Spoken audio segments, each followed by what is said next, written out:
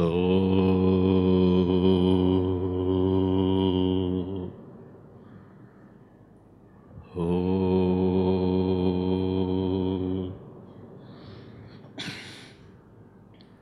ఈశ్వరో గురురాత్మేతి మూర్తిభేద విభాగినే వ్యోమవద్వ్యాప్తదేహాయ దక్షిణామూర్తయే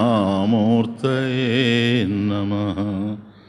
శృతిస్మృతిపురాణానాం ఆలయం కరుణాలయం నమామి భగవత్పాదం శంకరం లోకశంకరం. నమః శ్రీ శంకరానంద గురుపాదాంబుజన్మనే సవిలాస మహామోహ గ్రాహగ్రాసైకకర్మణే. ఓం సహనావవతు సహనౌ భునక్తు సహ వీర్యం కరవావహై తేజస్వినావధీతమస్తు మా విద్విషావహై. ఓం శాంతి శాంతి శాంతి. కర్తారం చ క్రియాం తద్వత్ వ్యావృత్త విషయానపి స్ఫోరయేదేకయత్నేన యోసౌ సాక్ష్యత్ర చిద్వపుః ఈక్షే శృణోమి జిఘ్రామి ఖాదయామి స్పృశామ్యహం ఇతి భాసయతే సర్వం నృత్యశాలాస్తదీపవత్.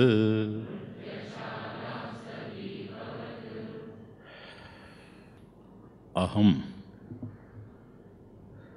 నేను అని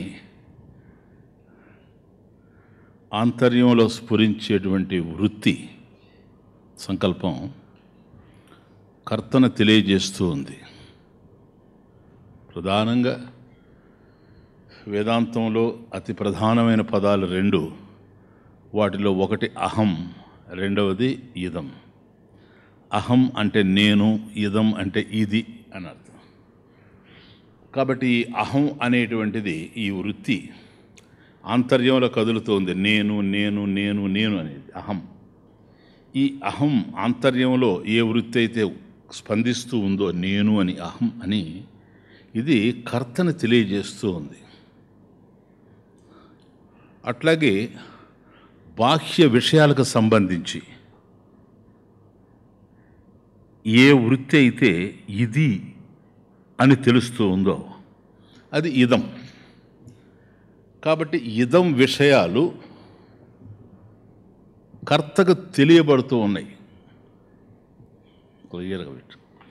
కాబట్టి ఒక వృత్తి మనలో కదులుతూ ఉంది, అది అహం నేను అనేటువంటి వృత్తి. రెండవది ఇదం ఇది అనేటువంటి వృత్తి కదులుతూ ఉంది. వృత్తులు అనేవి కేవలం మనసుకు సంబంధించినవే గనక మనోవృత్తయ. కాబట్టి ఏ వృత్తులైనా మనసులోనే ఉంటాయి, కానీ బాహ్యంలో వృత్తులు అనేవి లేవు. కానీ బాహ్య విషయాలకు సంబంధించి ఆంతర్యంలో కదులుతూ ఉండడం చేత వాటిని బాహ్య వృత్తులు అని అన్నాం. కనుక బాహ్యానికి సంబంధించకుండా మనలోనే పరిమితమై ఉండేటువంటి వృత్తి అహం. అహం అహం ఎప్పుడూ ఉంటుంది. ఈ ఇదం అనేటువంటిది బాహ్య విషయాలకు సంబంధించింది. కాబట్టి అహం కర్తను తెలియజేస్తూ ఉంటే ఇదం అని ఏదైతే మనం అంటున్నామో ఇది బాహ్య విషయాలని కర్తకి తెలియజేస్తూ ఉంది. ఇదం శబ్దార్థం ఇది అన్నప్పుడు బాహ్యంలో ఉండేటువంటి విషయం ఏదైతే ఉందో ఇది కర్తకి తెలియజేయబడుతూ ఉంది. కర్త ఎప్పుడూ ఉండడం ఉంది, ఇదం మాత్రం కర్తకి అహంకి తెలియజేయబడుతూ ఉంది. కాబట్టి ఇదంగా తెలిసేవి ఏవైనా కూడా విషయాలు, ఇవి ఇంద్రియ విషయాలు. కాబట్టి ఇంద్రియ విషయాలు బాహ్యంలో ఉంటే అవి కర్తకి లోపలుండేటువంటి ఆంతర్యంలో అహం అనే వృత్తి ఏదైతే స్ఫురిస్తూ ఉందో ఈ కర్తకి సాక్షాత్తు అవి గ్రహించే అవకాశం ఎక్కడ కనపడడం లేదు.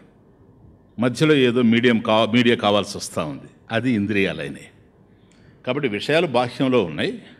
ఇంద్రియాల ద్వారా బాహ్య విషయాలు కర్తకి చేరవేయబడుతూ ఉన్నాయి. అలా చేరవేయబడేటువంటి ఏవైనా కూడాను ఆ విషయాలు ఇదం శబ్దంతో తెలుస్తూ ఉన్నాయి. ఇవి అనేకం మారుతూ ఉండినా వీటిని తెలుసుకునేటువంటి కర్త ఆంతర్యంలో ఎవరైతే ఉన్నారో అతను మార్పు లేనివాడై అహంగా తెలుస్తూ ఉన్నాడు. కానీ ఇక్కడ ప్రధానంగా ఏ విషయం ఉందంటే ఈ శ్రోత్రాది ఇంద్రియాలు శబ్దాది విషయాల్ని, ఇది ఇదం శబ్దంతో తెలిసేటువంటి శబ్దాది విషయాల్ని శ్రోత్రాది ఇంద్రియాలు కర్తగా చేరవేస్తూ ఉన్నాయి. ఎలా చేరవేస్తున్నాయి? సంకరం లేకుండా, సాంకర్యం లేకుండా. ఇది చాలా ఇంపార్టెంట్. అందువల్ల మనకు దేనికి సంబంధించిన జ్ఞానం అది మనకు కలుగుతూ ఉంది. కాబట్టి ఇంద్రియ విషయాలకి ఇంద్రియాలకు ఉండే సంబంధం ఏంటంటే ఏ ఇంద్రియమైనా దానికి సంబంధించినటువంటి విషయాన్ని గ్రహించగలుగుతుందే కానీ ఒక ఇంద్రియ విషయం మరొక ఇంద్రియానికి తెలిసే అవకాశం లేదు. కాబట్టి చెవి ఉంది, శ్రోత్రం, శబ్దం బయట ఉంది, ఈ రెంటికి కనెక్షన్. కాబట్టి శబ్దాన్ని చెవి తెలుసుకుంటూ ఉంది. అంతేగాని శబ్దం కూడా విషయమే, శబ్దాది విషయాలు, శబ్దస్పర్శ రూపరసగంధాదులు అయినా ఇదే శబ్దం చెవికి తెలుస్తుందే కానీ ముక్కుకు తెలిసే అవకాశం లేదు, నాలుగుకు తెలిసే అవకాశం లేదు, కంటికి తెలిసేటువంటి అవకాశం లేదు. కాబట్టి ఏ ఇంద్రియానికి ఏది విషయమో ఆ విషయం ఆ ఇంద్రియానికే తెలుస్తుంది కానీ మరొక ఇంద్రియానికి తెలిసే అవకాశం లేదు. నెంబర్ 1. ఆ ఇంద్రియానికి తెలిసిన తరువాత అంటే ఇంద్రియం చేత గ్రహింపబడుతూ ఉన్నాయి విషయాలు. జాగ్రత్తగా అర్థం చేసుకో. తెలియడం అనే గురు కాదు. ఇంద్రియాలు అందుతున్నాయి విషయాలు, ఇంద్రియాలకి విషయాలు అందుతున్నాయి. శబ్దాదులు బాహ్యంలో ఉన్నాయి, చెవులు మన దగ్గర ఉన్నాయి, చెవులకు శబ్దాదులు అందుతున్నాయి. అందడం వేరు, తెలుసుకోవడం వేరు. అందినంత మాత్రాన తెలియదు. ఇప్పుడు పోస్ట్ మ్యాన్ తీసుకొచ్చి మనకు కవర్ ఇస్తానే కవర్ అందింది కానీ కవర్లో విషయం అందలేదు. దాన్ని ఓపెన్ చేసి చదవగలిగి ఉండాలి. ఎవరికైతే అందిందో అతను కనుక నిరక్షరాస్యుడైతే మరొకరు చదివే వాళ్ళ దగ్గరికి వెళ్ళి దాన్ని చదివించుకోవాలి. అప్పుడు కానీ విషయం తెలియదు, తనకు తెలిసే అవకాశం లేదు. అట్లాగే అందడం వేరు, తెలియడం వేరు. ప్లీజ్. కనుక ఇంద్రియాలు గ్రాస్ప్ చేస్తాయి, అంతే, అందుతాయి. ఇంద్రియ విషయాలు ఇంద్రియాలకి అందుతాయి, ఇంద్రియాలు మాత్రం తెలుసుకోలేవు. అది పాయింట్. కనుక ఇప్పుడు చెవి ఉంది, చెవికి తెలిసే అవకాశం లేదు. కానీ శబ్దాలు తెలియాలంటే చెవి ద్వారానే తెలియాలి, ఇంకొక మార్గం లేదు. సపోజ్ ఇతను కనుక చెవిటివాడు అయ్యాడంటే అయిపోయింది, 1/5 ఆఫ్ ది ప్రపంచం మనకు ఇంక అర్థం కాదు. శబ్దాలు ఇంక తెలిసే అవకాశమే లేదు. కాబట్టి శబ్దాలను తెలుసుకోవడానికి తెలుసుకునేది వేరే అయినా శబ్దాలను గ్రహించడానికి చెవి అవసరం. అంతే ఇంద్రియాలకి ఇంద్రియ విషయాలకు ఉండే సంబంధం. కాబట్టి ఇంద్రియ విషయాలు ఇంద్రియాలకు అందుతాయి కానీ ఇంద్రియాలు తెలుసుకోలేవు. అందువల్ల మనం ఏమర్పాట్లో ఉండేటప్పుడు ఎవరైనా పిలిస్తే మనకు అర్థం కాదు. మళ్ళీ అసలు వింటూ కూడా అడుగుతాం, నువ్వేం చెప్తున్నావు అంటాం. వింటున్నావు కదా, టింపానం పనిచేస్తుంది కదా, నీ కర్ణభేరి పనిచేసేటప్పుడు అతను మాట్లాడేటువంటి శబ్దం నీ చెవికి వింటూ ఉన్నావు, నువ్వు నీ చెవికి అందుతూ ఉంది. కాబట్టి చెవికి అందడం వేరు, చెవికి అందినటువంటి విషయాన్ని నువ్వు తెలుసుకోవడం వేరు. కాబట్టి శబ్దాది విషయాన్ని గ్రహించడంలో ఇక్కడ ప్రధానంగా ఒక విషయం మనకు తెలిసి వస్తూ ఉంది. ఇంద్రియాలకి శబ్దాది విషయాలు శ్రోత్రాది ఇంద్రియాలకు అందుతాయే కానీ గ్రహించేవాడు వెనక ఎవడో ఒకడు ఉండాలి. వాడు ఉంటేనే గ్రహించడం జరుగుతుంది కానీ లేకపోతే గ్రహించేటువంటి అవకాశం లేదు. కాబట్టి ఈ ఇదం వృత్తులు ఏవైతే ఉన్నాయో ఇవి మారుతూ ఉన్నాయి. గ్రహించేవాడు లోపల ఉన్నాడు కానీ ఒక్కడే వాడు, 10 మంది లేరు. ప్లీజ్. నీకు ఇంద్రియాలు 5 ఉండొచ్చు, వాటికి సంబంధించిన కరస్పాండింగ్గా ఇంద్రియ విషయాలు 5 ఉండొచ్చు. ఈ 5టిని గ్రహించడానికి 5 మంది లేరు. లోపల ఉండేవాడు ఒక్కడే. శబ్దాన్ని విన్నప్పుడు శబ్దాలు చెవికి అందుతాయి. చెవికి అందినటువంటి శబ్దం ఏమిటి అనేది లోపల ఉండేవాడు తెలుసుకుంటాడు. వీడే వాసన ముక్కుకు అందినప్పుడు ఈ వాసన ఏమిటి అనేది వీడే తెలుసుకుంటాడు ఒక్కడే. ఎవరికైతే శబ్దం అందుతూ ఉందో బాహ్యంలో ఉండేటువంటి శబ్దం శ్రోత్రేంద్రియం ద్వారా, చెవి అనేటువంటి ఇంద్రియం ద్వారా అందేటప్పుడు లోపల ఉండి ఓహో ఇది గుర్రం సకిలించింది అని ఎవడైతే తెలుసుకుంటూ ఉన్నాడో వాడే వాసన అందినప్పుడు ఓహో ఇక్కడెక్కడో అగరబత్తి వెలిగించున్నారు అని వాడు తెలుసుకుంటున్నాడు. వాడు మాత్రం ఒక్కడే. బట్ ది థింగ్ ఈజ్, శబ్దాదులు ఏవైతే ఉన్నాయో విషయాలు అవి మారుతూ ఉంటాయి. అవునా? అవి మారుతూ ఉంటే వీడు ఒక్కడే అయినా వీడి స్థాయి మారుతూ ఉంటుంది, స్టేటస్ కాదు. అర్థం కాలేదు? ఏంలే. ఇప్పుడు శబ్దాన్ని విన్నప్పుడు వాడిని ఏమన్నాం మనం? శ్రోత అని అన్నాం. అది వాడి స్టేటస్, అది స్థాయి అంటే. స్థాయి అంటే స్టేటస్. శ్రోత అన్నాం. అదే రూపాలు కంటికి అందినప్పుడు వాడు ఏమవుతున్నాడు? ద్రష్ట. స్టేటస్ మారలా? అంతే. ఎందుకు స్టేటస్ మారింది అంటున్నానంటే, శ్రోత ద్రష్ట కాదు, ద్రష్ట శ్రోత కాదు. తెలిసేది ఒకడికే. అర్థమవుతుందా? ఒకే మనిషి ఆఫీస్లో ఆఫీసర్గా ఉండాడంటే స్టేటస్, ఇంటికి వచ్చినప్పుడు భర్తగా ఉండాడంటే స్టేటస్. వాడు ఒకడే కావచ్చు, కానీ స్థాయి మారుతుంది అంటాను నేను. ఇంపార్టెంట్, ఇది గుర్తుపెట్టుకోండి. అంటే తర్వాత శ్లోకాలకి ఇది చాలా కనెక్ట్ అయి ఉంటుంది. కనుక అతని స్థాయి కూడా మారుతూ ఉంది. ఎప్పుడైతే ఇవి మారుతూ ఉన్నాయో, ఇక్కడ శబ్దాదులు వచ్చినప్పుడు తను శ్రోత అవుతూ ఉన్నాడు, ఇక్కడ దృశ్యాలు వచ్చినప్పుడు, రూపాలు వచ్చినప్పుడు, రంగులు వచ్చినప్పుడు, వాటిని చూచినప్పుడు, కళ్ళు చూచినప్పుడు కంటికి రూపానికి ఉండేటువంటి సంబంధం ఏదైతే ఉందో అక్కడ కంటికి అందినటువంటి వస్తువును వాడు తెలుసుకుంటూ ఉండేటప్పుడు తాను ద్రష్ట అవుతూ ఉన్నాడు. కాబట్టి అవి మారిపోతూ ఉన్నాయి. శబ్దాలు ఉన్నాయి, ఉన్నప్పుడే వీడు శ్రోత. రూపాలు ఉన్నాయి, ఉన్నప్పుడే వీడు ద్రష్ట. వీటికి భిన్నంగా ఆలోచిస్తూ ఉన్నాడు అనుకోండి, ఇవన్నీ కాదు, వాడు మంతా. ఆలోచించేది మనసు, మనసులో ఏం జరుగుతూ ఉందో తను తెలుసుకుంటూ ఉన్నాడు, మంతా థింకర్. కాబట్టి ఈ స్టేటస్ కూడా మారుతూ ఉంది అంటున్నాను, అంతే, ఇంకేమీ లేదు. కాకపోతే ఇవి ఎలా తెలుస్తూ ఉన్నవి? తెలుసుకునేవాడు లోపల ఉన్నాడు, అది వేరే విషయం. ఎలా తెలుస్తూ ఉన్నవి, ఎప్పుడు తెలుస్తున్నాయి, అది తమాషా. ఒక సమయంలో తెలిసి ఒక సమయంలో తెలియకపోవడం లేదు. శబ్దాలు ఉంటే శబ్దాలు తెలిసి రావచ్చు, శబ్దాలు లేవనుకోండి జ్ఞానం లేకుండా పోలే. శబ్దాలు ఉన్నాయి, శబ్దాలు తెలుసుకుంటున్నాడు, శబ్దాలు లేవు, రూపాలు కనపడ్డాయి, రూపాలను తెలుసుకుంటూ ఉన్నాడు. సో జ్ఞానం మాత్రం ఉంది. అది దేనికి సంబంధించిన జ్ఞానం? అది ఎప్పుడూ ఉంది, అన్ని చోట్ల ఉంది. అది కర్తాంచ క్రియాం తద్వత్ కర్తారం చ క్రియాం తద్వత్ వ్యావృత్త విషయాన్ అపి. కాబట్టి కర్తను ప్రకాశింపజేయడం జరుగుతుంది. ఎవడైతే నేను శ్రోత అనుకుంటున్నాడో, సింపుల్ నాయన, గుర్రము సకిలించింది, ఇది జ్ఞానం. నీకు ఎలాగ తెలిసింది? ఇది గుర్రం బయట సకిలించడం వల్ల, అది విషయం. సకిలించింది నీకెట్లా తెలిసింది? బయట విషయం ఉంది, లోపల ఉన్నాడు వీడు తెలుసుకునేవాడు. శబ్దము చెవికి అందింది, మధ్యలో చెవి అనేది ఒకటి ఉంది. కాబట్టి విషయం బయట ఉంది, అది ప్రకాశిస్తూ ఉంది. అలా ప్రకాశించడం తెలియడం, ఆబ్జెక్టిఫై కావడం. సో అది ప్రకాశిస్తూ ఉందంటే అలా ప్రకాశించేది చెవిలో తెలిసింది, అంటే చెవికి అందిందంటే అది కూడా ప్రకాశిస్తూ ఉండాలి. సపోజ్ వాడు చెవిటి వాడయ్యాడు అనుకోండి, ప్రకాశం లేనప్పుడు ఇది గ్రహించడం జరగదు. కనుక అది ప్రకాశిస్తూ ఉండాలి. అలా ప్రకాశించినప్పుడు అందులో ఏదైతే అందిందో శబ్దం, ఆ శబ్దం గుర్రము సకిలించడము అనేది లోపల ఉండేవాడు గ్రహిస్తూ ఉండాడు. వీడు కర్త, వీడు ప్రకాశిస్తూ ఉండాలి. ఈ ముగ్గురిని ప్రకాశింపజేసేది ఏది? That was our point. స్ఫోర ఏకయత్నేన, ఒకేసారి సైమల్టేనియస్లీ. అది నేను అందుకే మీతో అన్నాను, నాట్ ఇన్ సక్సెషన్ అని. అంటే చూడండి, విచిత్రంగా జ్ఞానం ఇట్లా కలుగుతుంది. ఎప్పుడు జ్ఞానం కలిగే పద్ధతి ఇది. కనుక చిన్నదే గుర్రము సకిలించింది, ఈ జ్ఞానం కలగాలంటే ఇంత జరగాలి. బాహ్యంలో ఉండేటువంటి గుర్రం సకిలించింది చూసారా, ఆ శబ్దం ప్రకాశింపబడాలి, ఆబ్జెక్టిఫై కావాలి. ఆ శబ్దం ఏదైతే ఉందో శ్రోత్రానికి, చెవికి అందాలి. అక్కడ చెవి అందుకునేటువంటి పరిస్థితుల్లో ఉండాలి, అందుకోవాలి, అంతే, తెలుసుకోలేదు. చెవికి అందినటువంటి దాన్ని లోపల ఉండేటువంటి కర్త తెలుసుకోవాలి. వీళ్ళ ముగ్గురులో ఎవరు నిద్రపోయినా కూడా విషయం అందదు. ఈ మూడు ప్రకాశంలోనే ఉండాలి. ఈ మూడింటిని ఏది ప్రకాశింపజేస్తూ ఉంది? ఈ మూడు మాత్రం కాదు. ఎందుకని కాదు?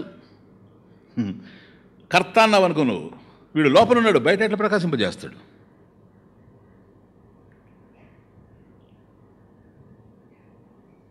శ్రోత్రము అన్నావు అనుకో, చెవి అసలు గ్రహించలేకనే పోతా ఉంది. బయట వచ్చినటువంటి శబ్దం అనుకోండి, అది జడం, దానికి తెలిసే అవకాశం లేనే లేదు. కనుక ఈ మూడు చోట్ల జ్ఞానమయమైంది ఏదో ఉంది, ఒకే చోట ప్రకాశిస్తూ ఉంది. ఇప్పుడు అది చూడండి, టైం లేదు, గ్యాప్ లేదు, అంతరం లేదు, అది ఇంపార్టెంట్. అది సకిలించడం, శబ్దం అందడం, నువ్వు తెలుసుకోవడం అన్నీ అట్ ఏ టైం జరిగిపోతూ ఉన్నాయి. అంటే అన్ని చోట్ల చైతన్యం ఉండాలి, అన్నిటిని ప్రకాశింపజేసేది ఏదో ఉండాలి అట్ ఏ టైం, అది ఇంపార్టెంట్. ఏకయత్నేన, ఒకేసారి, అంటే అప్రయత్నేన అని అర్థం, అది ఎప్పుడు ప్రకాశిస్తూనే ఉంది. అందువలనే కనుక ఈ మూడింటిని, త్రిపుటిని, ఏమిటి త్రిపుటి అక్కడ? కర్త, క్రియలు, వ్యావృత్త విషయాలు. ఆ క్రియలకు సంబంధించినటువంటి విషయాలు. క్రియలు అంటే చూడడము, వినడము, అదే 5, సరేనా? శ్రోత్రాది ఇంద్రియాల ద్వారా జరిగేటువంటివి ఇంద్రియ క్రియలు. ఈ క్రియల్ని, కర్తని, విషయాలని స్ఫోరయేత్, భాసయేత్, ఒకేసారి ఏదైతే ప్రకాశింపజేస్తూ ఉందో అది చిద్వపుః, ఇది జ్ఞాన స్వరూపమైనటువంటి చైతన్యం. సా అత్ర సాక్షి, ఇక్కడికి ఆగున్నాం. కాబట్టి ఇది సాక్షి అని తెలియజేయబడతా ఉంది. కాకపోతే ఒక్కటే ఏంటంటే ప్రధానంగా నెక్స్ట్ శ్లోకాన్ని పోతున్నాం కనుక, విషయాలు మారుతూ ఉంటే, ఏవైతే మనకు శబ్దాది విషయాలు మారిపోతూ ఉన్నాయో అవి మారుతూ ఉంటే వాటిని గ్రహించేటువంటి వాడు ఎవడైతే ఉన్నాడో, అంటే ఇదం వృత్తులు మారుతూ ఉంటే ఇదం వృత్తులను గ్రహించేటువంటి అహం శబ్దార్థంతో ఎవడైతే తెలుస్తూ ఉన్నాడో వీడి యొక్క స్థాయి కూడా మారుతూ ఉంది. అతి ప్రధానం గుర్తుపెట్టుకోండి, బాగా అర్థం చేసుకోండి. అక్కడ శబ్దం ఉన్నప్పుడు మాత్రమే వీడు శ్రోత, అక్కడ రూపం ఉన్నప్పుడు మాత్రమే వీడు ద్రష్ట, సరేనా? ఇట్లా వీడి యొక్క స్టేటస్ కూడాను మారిపోతూ ఉంది. కాబట్టి ఈ మూడింటి కూడాను, ఇప్పుడు అహం పశ్యామి అంటాడు ఆయన, అంటే వాడు చూశాడని అర్థం. ఆ అహం కర్త, వాడి స్టేటస్ మారింది కదా. అహం అట్లాగే ఉంది, అహం పశ్యామి, ఓకే. అహం శృణోమి, వాట్ ఈస్ దిస్? ఇక్కడ మారిపోయి స్టేటస్ మారిపోయింది. నేను ఆఫీసర్ని, ఓకే, నేను భర్తని, మారిపోలా స్టేటస్, వాడే. కాబట్టి ఏవైతే మనకు శబ్దాది విషయాలు అందుతూ ఉన్నాయో వాటిని బట్టి లోపల తెలుసుకునేటువంటి కర్త ఎవడైతే ఉన్నాడో వాడి స్థాయి మారుతూ ఉంది. వాడి స్థాయి మారుతూ ఉండినా వాడు మాత్రం ప్రకాశంలోనే ఉన్నాడు. ప్రకాశం లేకపోతే తెలుసుకోలేడు. వాడే కాదు, ఇంద్రియాలు కూడా ప్రకాశంలో ఉన్నాయి. చెవిటి వాడు తెలుసుకోలేడు. చెవి ప్రకాశంలో ఉందంటే చెవి వినే స్థితిలో ఉందని అర్థం, అంతే, కండిషన్లో ఉందని అర్థం. అట్లాగే విషయాలు. కాబట్టి కర్తని, ప్లీజ్, కర్తని, విషయాలని, మధ్యలో వాటికి సంబంధించిన క్రియలని, వీటన్నిటినీ ఒకేసారి ఏదైతే త్రిపుటిని ఏదైతే ప్రకాశింపజేస్తూ ఉందో, మూడింటిని త్రిపుటి అని ఎప్పుడైతే నువ్వు అన్నావో ఒకటి మరొకటి కాదు అని అర్థం. కాబట్టి ఒకటి మరొకటి కానప్పుడు ఒక ప్రకాశం ఇంకో దానికి ఉపయోగపడే అవకాశం లేదు. కాబట్టి మూడు చోట్ల ప్రకాశించేది అయి ఉండాలి. అలా మూడు చోట్ల స్ఫోరయేత్, ప్రకాశయేత్, భాసయేత్ ఏదైతే ఉందో అది అత్ర సాక్షి. అది వాటిల్లో మాత్రం ఒకదానికంటే ఒకటి వేరు. శబ్దాన్ని గ్రహించేటువంటి చెవి వేరే, రూపాన్ని చూసేటువంటి కన్ను వేరే, రుచి చూసేటువంటి నాలుక వేరే. ఇవన్నీ వేరువేరుగా తెలుస్తున్నాయి. కానీ వీటన్ని జ్ఞానాన్ని మనకు అందించడానికి ఏదైతే ప్రకాశరూపంగా ఉందో, స్వప్రకాశంగా ఉందో అది ఇక్కడ జ్ఞానమయమైనటువంటి ఆత్మ. ఈ ఆత్మే సాక్షి అని చెప్పబడతా ఉంది, సాక్షి అని చెప్పబడుతూ ఉంది. అందువల్ల అహం శృణోమి, అహం జిగ్రామి, అహం ఖాదయామి, అహం స్పృశామి ఇత్యాది విషయాలు వస్తూ ఉన్నాయి. అలా అన్నప్పుడు ఎవడైతే గ్రహిస్తూ ఉన్నాడో విషయాన్ని, ఆ కర్త యొక్క స్థాయి మారుతూ ఉంది, స్టేటస్ చేంజ్ అవుతూ ఉంది. ప్లీజ్, ఎట్లాగండి ఇది ఒకేసారి ఎట్లా? అది దృష్టాంతం నాయన, దృష్టాంతం ఏకదేశీయం. దీన్ని ఎప్పుడు అర్థం చేసుకుంటూ పోవాలి. ఒకటి ఏదన్నా దృష్టాంతం అంటే ఎగ్జాంపుల్, అంటే ఉపమానం, ఉదాహరణం. ఒకటి ఉదాహరణం ఇచ్చామంటే అది ఏకదేశీయంగా ఉంటుందే కానీ ఉదాహరణమే విషయాన్నంతా కూడాను వ్యక్తం చేయలేదు. ఉదాహరణ కనుక మొత్తం విషయాన్ని వ్యక్తం చేస్తే ఉదాహరణమే విషయం అయిపోతుంది అప్పుడు. కనుక విషయాన్ని ఉదహరించడానికి మాత్రమే. ఎప్పుడైతే ఉదహరిస్తూ ఉందో ఏకదేశీయంగా ఉంటుందే కానీ సంపూర్ణంగా ఉదహరించే అవకాశం లేదు. అటువంటి ఒక దృష్టాంతాన్ని ఇప్పుడు మనకి ఇస్తూ, ఏంటి దృష్టాంతం ఎందుకు ఇస్తారు అంటే సుఖావబోధార్థం. విషయము జటిలంగా ఉండేటువంటి విషయం సుఖంగా అర్థం కావడానికి సుఖావబోధార్థం దృష్టాంత ఇది భాషయతే సర్వం నృత్యశాలాస్థ దీపవత్. ఇది దృష్టాంతం. నృత్యశాలాస్థ దీపవత్ దృష్టాంతం అంటే ఒక రంగస్థలం మీద ఒక వెలుగుతూ ఉండేటువంటి ఒకానొక పెద్ద దీపము, అంతే, ఫినిష్. ఒకానొక పెద్ద దీపం. 10 దీపాలు లేవు, ఒకే ఒక దీపం ఉంది. అది ఎలాంటి దీపం? పెద్ద దీపం అంటున్నాను. పెద్ద దీపం అంటే నా ఉద్దేశం ఏంటంటే సైజే కాదు, ప్రకాశం. అంటే ఆ లైట్ని కనుక వేస్తే ఒకేసారి మొత్తం రంగస్థలం అంతా కనపడుతుంది. రంగస్థలంతో పాటుగా ఎవరైతే ఆ ప్రేక్షకులు దీన్ని చూస్తూ ఉన్నారో, ఏది ఇక్కడ నడిచేటువంటి నాటకాన్నో నృత్యాన్నో చూస్తున్నారు కదా, ఆ ప్రేక్షకుల్ని ప్రకాశింపజేస్తుంది. అసలు ఎవరైతే దీన్ని నిర్దేశించి కూర్చొని ఉన్నాడో అక్కడ ఇది జరగాలని ఆర్గనైజ్ చేసిన వాడిని కూడా ప్రకాశింపజేస్తూ ఉంది. ఇలా ఒక నృత్యం జరగాలంటే సహకారిన వాయిద్యాలు కూడా ఉండాలి. ఆ వాయిద్యాలు వాయించేవాళ్ళు పక్కనుంటే వాళ్ళని కూడా ప్రకాశింపజేస్తూ ఉంది. దీంట్లో నేను శ్లోకానికి వెళ్తున్నా. ప్రధానంగా ఒకటే గుర్తుపెట్టుకోండి, ఇంతమంది ఉంటే 1 by 1 ప్రకాశింపజేసుకుంటూ వస్తూ ఉంది ఆ దీపం. అట్ ఎ టైము ప్రకాశింపజేస్తూ ఉందా అంటే ఫస్ట్ డాన్సర్ని ఆవిడని చూపెట్టి, వాళ్ళని చూపెట్టి, ఈయన చూపెట్టి, ప్రేక్షకులను చూపెట్టి, మళ్ళీ దీని దగ్గరకు వచ్చి ఇట్లా పోతుందే. లేకపోతే అది వెలగ్గానే అందరూ ఒకేసారి కనపడుతున్నారా? అంతే, ఇంకేం లేదు. దయచేసి చెప్పండి. Thank you. కదా, నాట్ ఇన్ సక్సెషన్. సక్సెషన్ అంటే 1 by 1 పోవాలా కదా?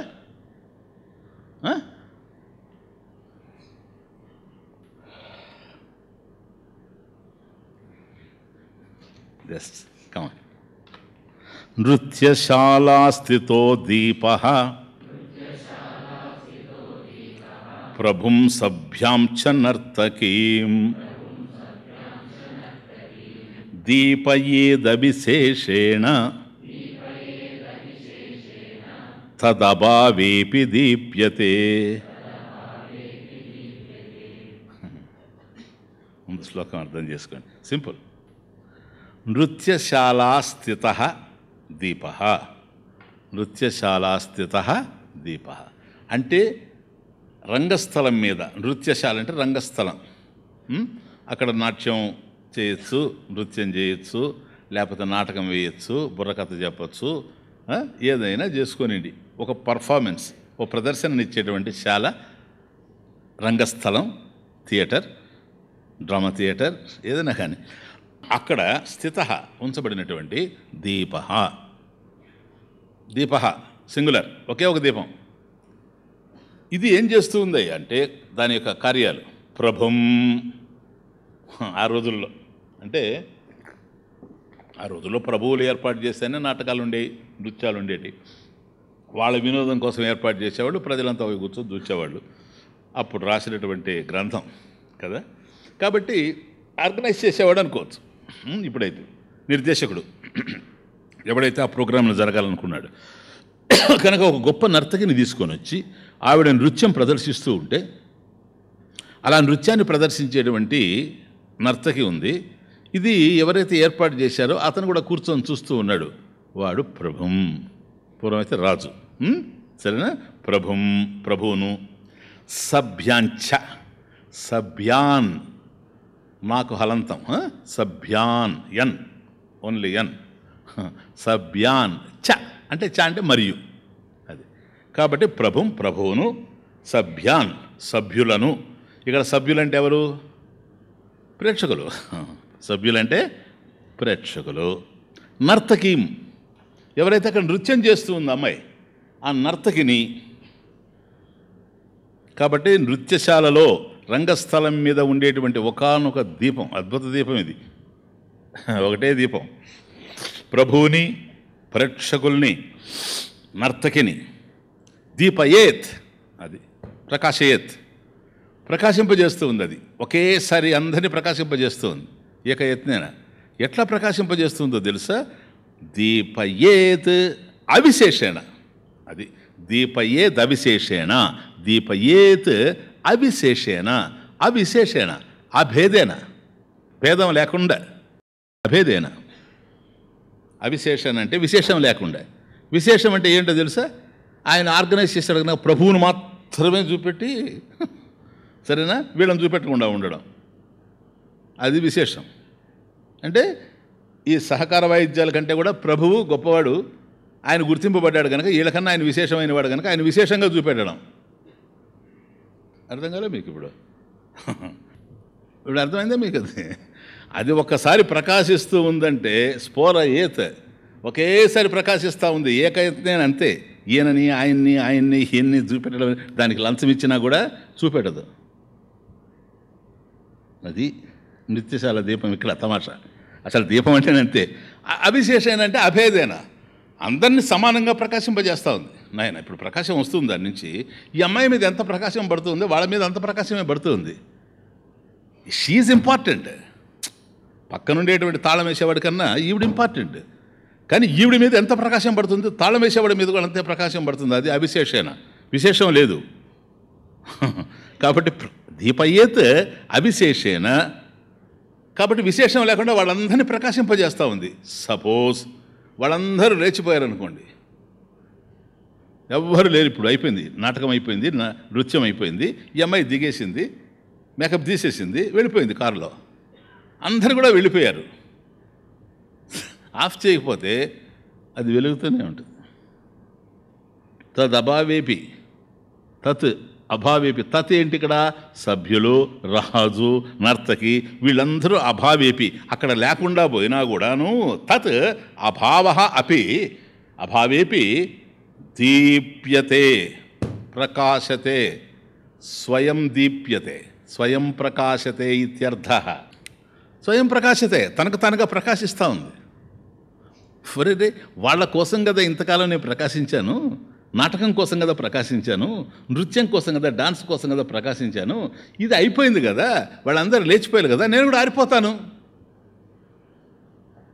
ఎందుకు వేస్ట్ అని ఏమన్నా అది అనుకుంటూ ఉందా?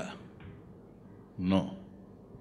ఇక్కడ ప్రధానంగా దీపం అనేటువంటి ఎగ్జాంపుల్, దృష్టాంతం ఇవ్వడంలో మీరు అర్థం చేసుకోవాల్సింది ఒకటి ఉంది. దీపం ప్రకాశిస్తూ ఉంది. ఒక చిన్న విషయం ఆలోచించండి. తను ప్రకాశిస్తూ ఉందా? ప్రకాశిస్తుంది కదా, ప్రకాశింప చేస్తూ కూడా ఉంది కదా. తను ప్రకాశిస్తూ ఉంది, ప్రకాశింపజేస్తూ ఉంది. ప్రకాశింపజేస్తూ ఉంటేనే మీకు నృత్యం జరుగుతుంది, నాటకం జరుగుతుంది. ఈ రెండిట్లో అర్థం కావాల్సిన విషయం ఏమిటంటే, తాను ప్రకాశిస్తూ ఉందా? First question. ప్రకాశింప చెయ్యాలని ప్రకాశిస్తూ ఉందా?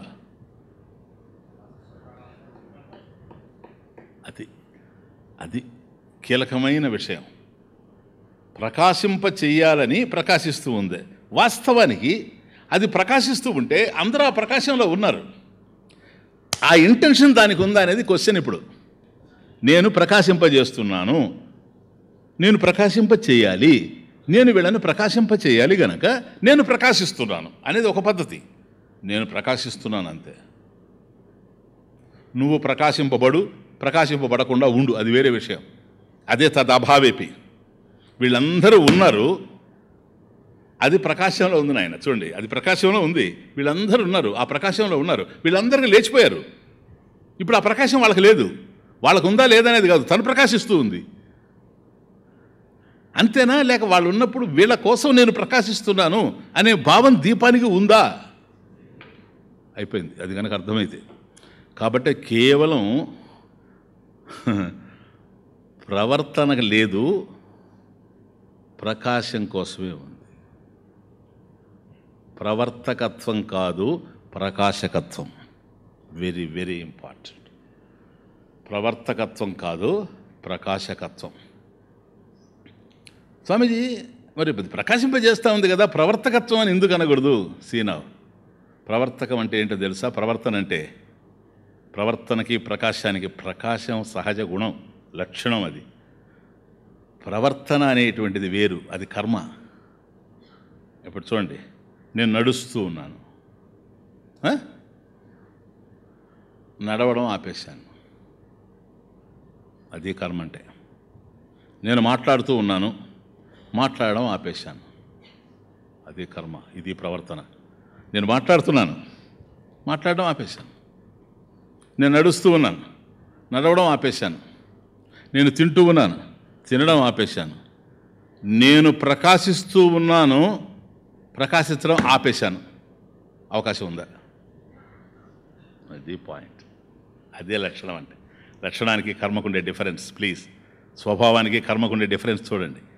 సూర్యుడు ప్రకాశిస్తూ ఉన్నాడు. సూర్యుని యొక్క ప్రకాశంలో యావత్ ప్రపంచంలో సమస్తమైనటువంటి కర్మలు నడిచిపోతూ ఉన్నాయి. ప్రకాశం సూర్యునికి సంబంధించిందే. సూర్యుడు నిత్య ప్రకాశమై ఉన్నాడు, తాను ఎప్పుడూ ప్రకాశిస్తూ ఉన్నాడు. కానీ తాను ప్రకాశిస్తున్నాను అనే భావం తనకు లేదు. అదే గనక ఉంటే, అండర్స్టాండ్, మీకు రాత్రింబవళ్ళు జరగవు. ఆయన ఇష్టం వచ్చినప్పుడు ప్రకాశిస్తాడు, అప్పుడే నువ్వు పనులు చేసుకోవాలా? మున్సిపాలిటీ వాటర్ వచ్చినప్పుడు నువ్వు పట్టుకోవాలన్నట్టు ఉంటుంది. అండర్స్టాండ్? కాబట్టి ఎప్పుడైతే నీకు ట్యాప్లో వాటర్ వస్తుంటుందో అప్పుడే 10 బిందెలు పట్టేసి పెట్టుకోండి, మళ్ళీ ఆగిపోద్ది అని అంటుండే అట్లా అయిపోద్ది. కాబట్టి ఆయన ఎప్పుడైతే వస్తాడో ప్రకాశానికి అప్పుడే నువ్వు పనులు చేసుకోవాల్సి వస్తుంది. ఆయన మళ్ళీ ఆరిపోయినాడంటే నువ్వు పడుకోవాల్సి వస్తుంది. కాబట్టి నీకు పడుకోవడానికి కూడా టైం ఉండదు, తినడానికి కూడా టైం ఉండదు. అర్థమవుతుంది?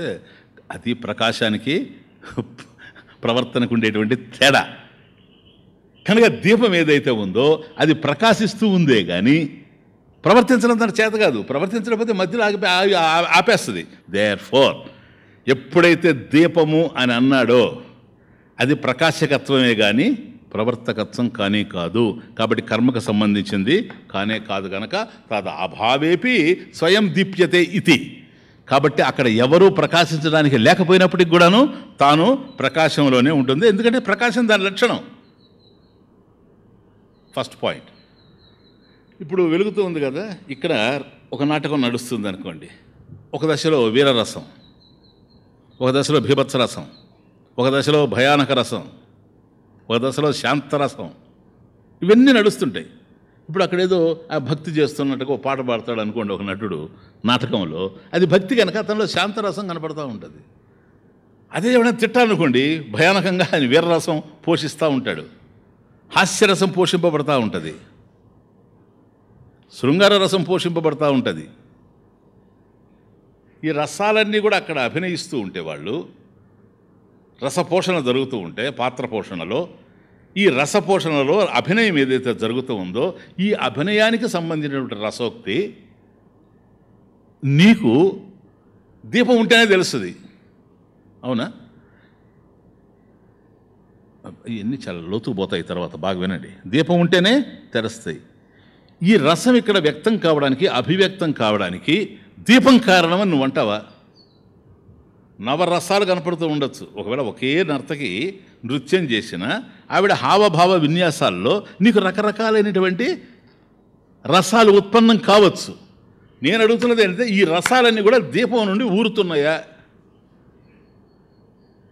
లేక ఇక్కడ ఉండేటువంటి రసాల చేత దీపం తడబడతా ఉందే? పోయినట్లనే చెప్పు. ఎటు లేదు ఇన్ఫ్లుయెన్స్. దీపం యొక్క ప్రభావం వీటి మీద ఏమీ లేదు. దీపం ప్రకాశిస్తూ ఉంది, దట్స్ ఆల్ రైట్.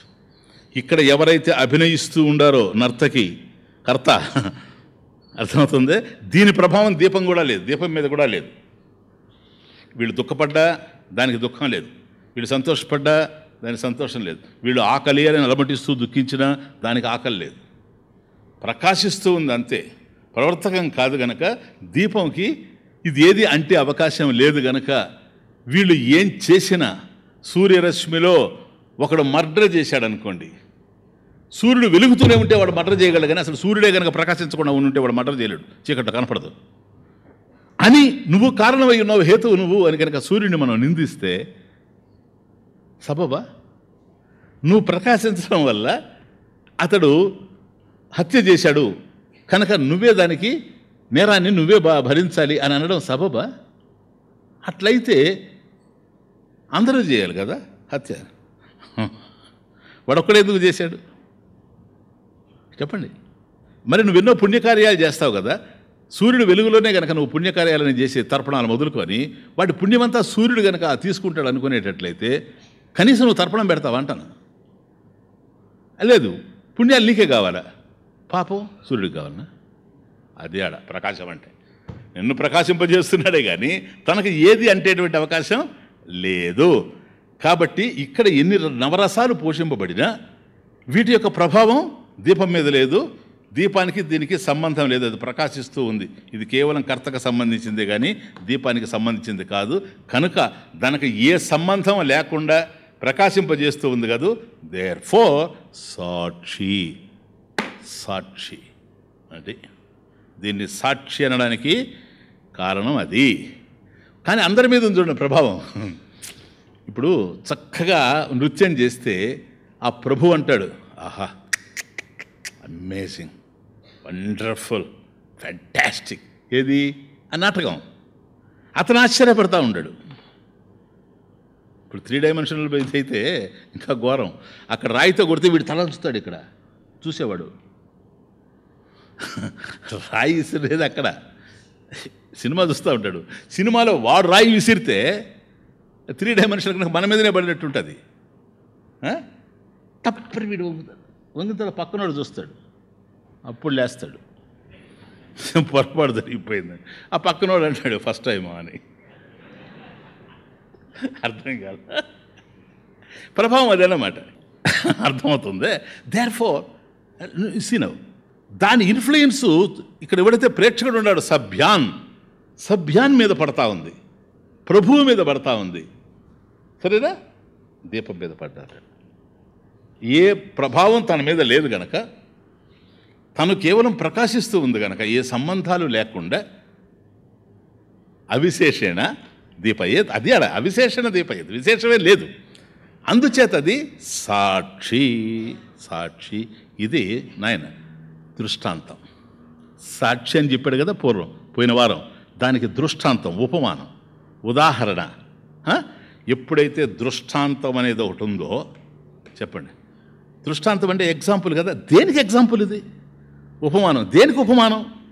దేన్ని ఉదాహరిస్తూ ఉంది ఇది? అది దార్ష్టాంతము అంటారు.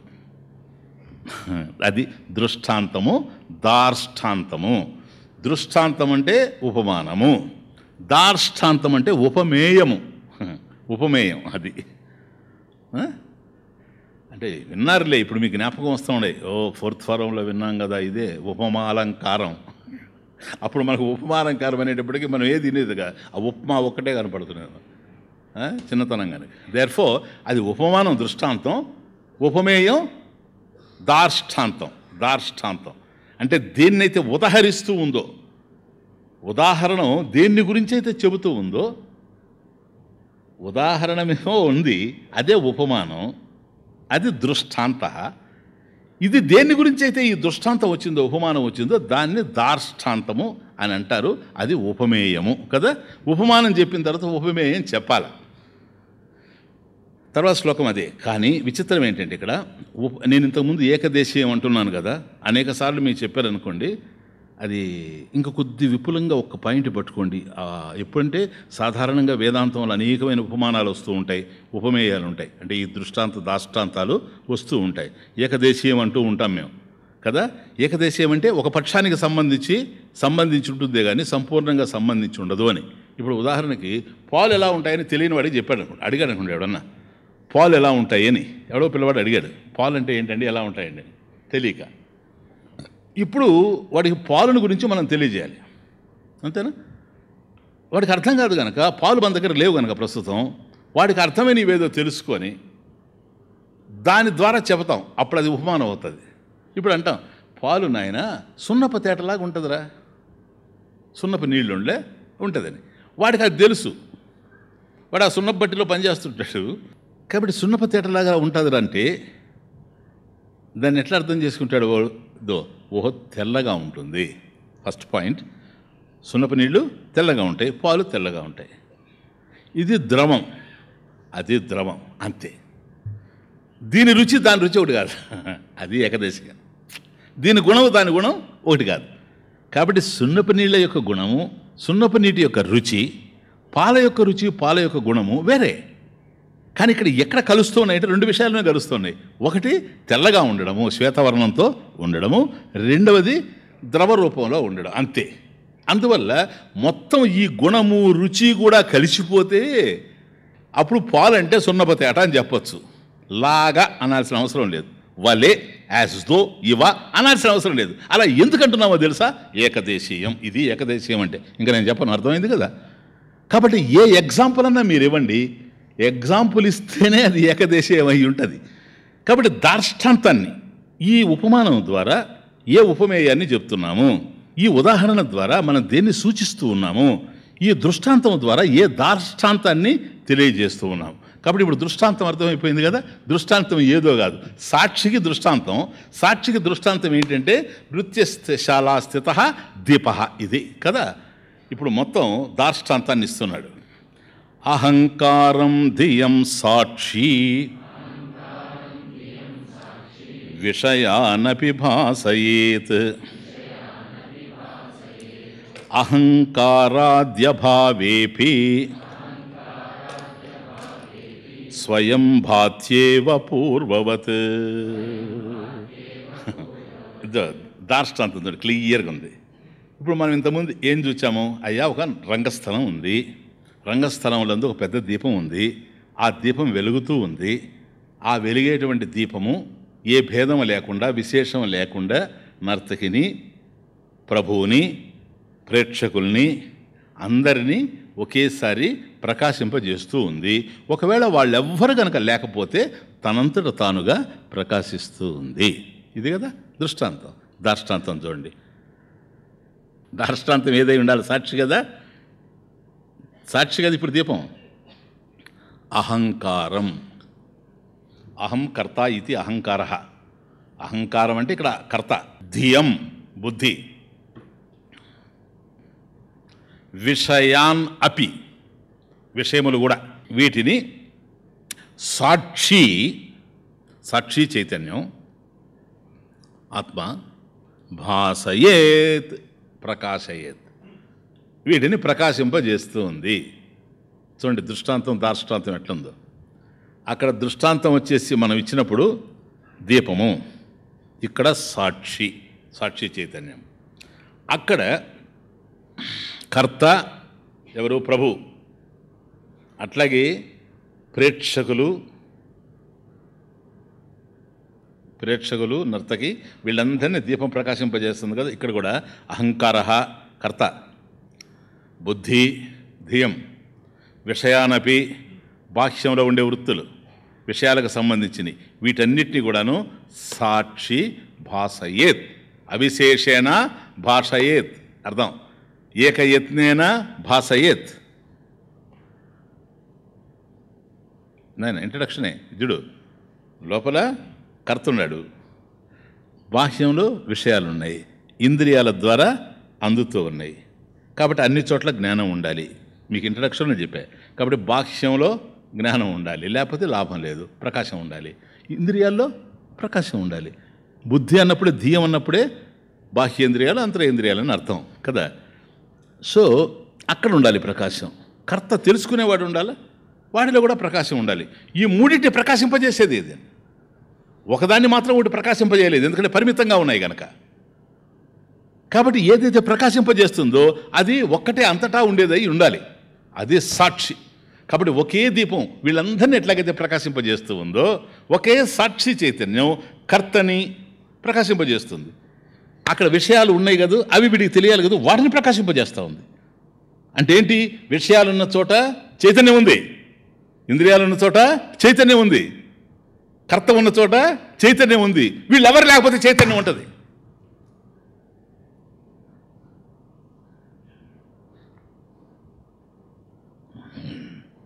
కొండ ఉంది, మట్టి ఉంది, సరిపోయిందా?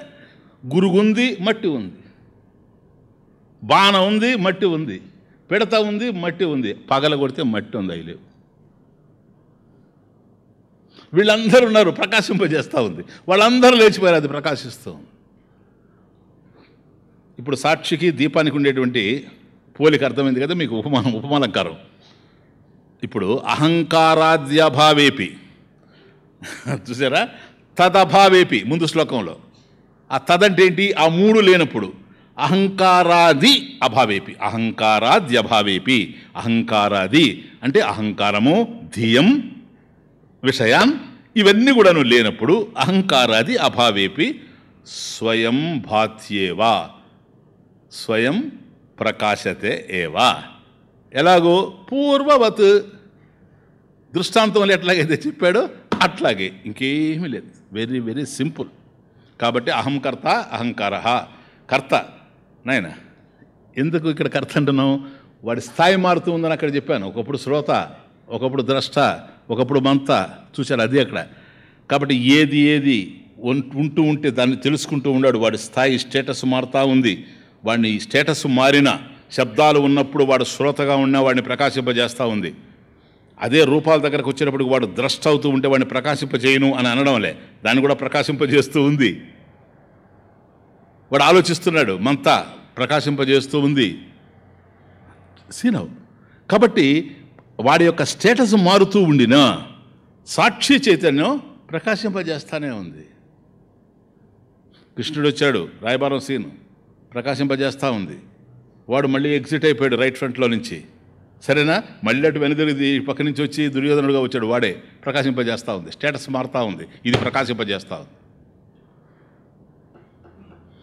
మొదటి కృష్ణుడు ఎవరైతే ప్రకాశింపజేశారో మొదటి దుర్యోధనుడిని ప్రకాశింపజేస్తూ ఉంది. అది పాయింట్. దేర్ ఫోర్ స్వయం భాత్యేవ. ఒకవేళ వీళ్ళెవ్వరూ లేకుండా పోయినారనుకోండి, పూర్వవత్, ఇంతకుముందు ఎలాగైతే జరిగిందో, రాజు, సభ్యులు, అందరూ లేచిపోతే, నర్తకి కూడా వెళ్ళిపోయిన తర్వాత నృత్యశాలలో ఉండేటువంటి దీపం తనంతట తాను ఏ విధంగా అయితే ప్రకాశిస్తూ ఉండిందో అట్లాగే ఇక్కడ కూడాను ఏమీ లేకుండా పోయినా కూడాను తాను ఉంది. ఉందా లేదా? ఎట్లా చెప్పండి? సీనవ్. జాగ్రత్త అవస్థలో జాగ్రత్త ప్రపంచం తెలుస్తూ ఉంది. విషయాన్, సభ్యాన్. అదే స్వప్నానికి వెళితే ఇవే స్వప్నంలో కనపడతా ఉన్నాయి. ఓకే. తద్ అభావేపి, జాగ్రత్త స్వప్నాల్లో ఇవన్నీ ఉంటున్నాయి మీకు. జాగ్రత్తలో జాగ్రత్త ప్రపంచం, స్వప్నంలో స్వప్న ప్రపంచం. ఆ రెండింటిని ప్రకాశింపజేస్తూ ఉంది చైతన్యం.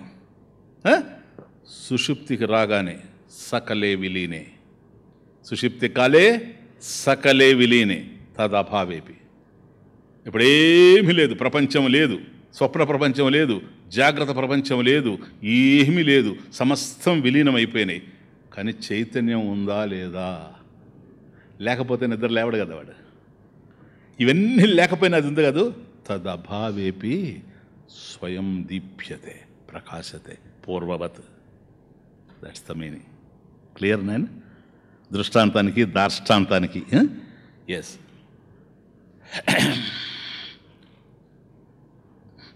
కనుక అహంకారం, అహంకర్త ఇది. కాబట్టి కర్తను ప్రకాశింపజేస్తూ ఉంది. కర్త చేస్తున్నాడు, కానీ బుద్ధిని ప్రకాశింపజేస్తూ ఉంది. అర్జునుడు తమాషా. ఎందుకంటే బుద్ధి జడం, మనసు జడం కదా. మనసు అన్న బుద్ధి అన్నంతా ఒకటే, ఆలోచనాత్మకం, నిశ్చయాత్మకం అంతే కదా. మరి బుద్ధి జడం,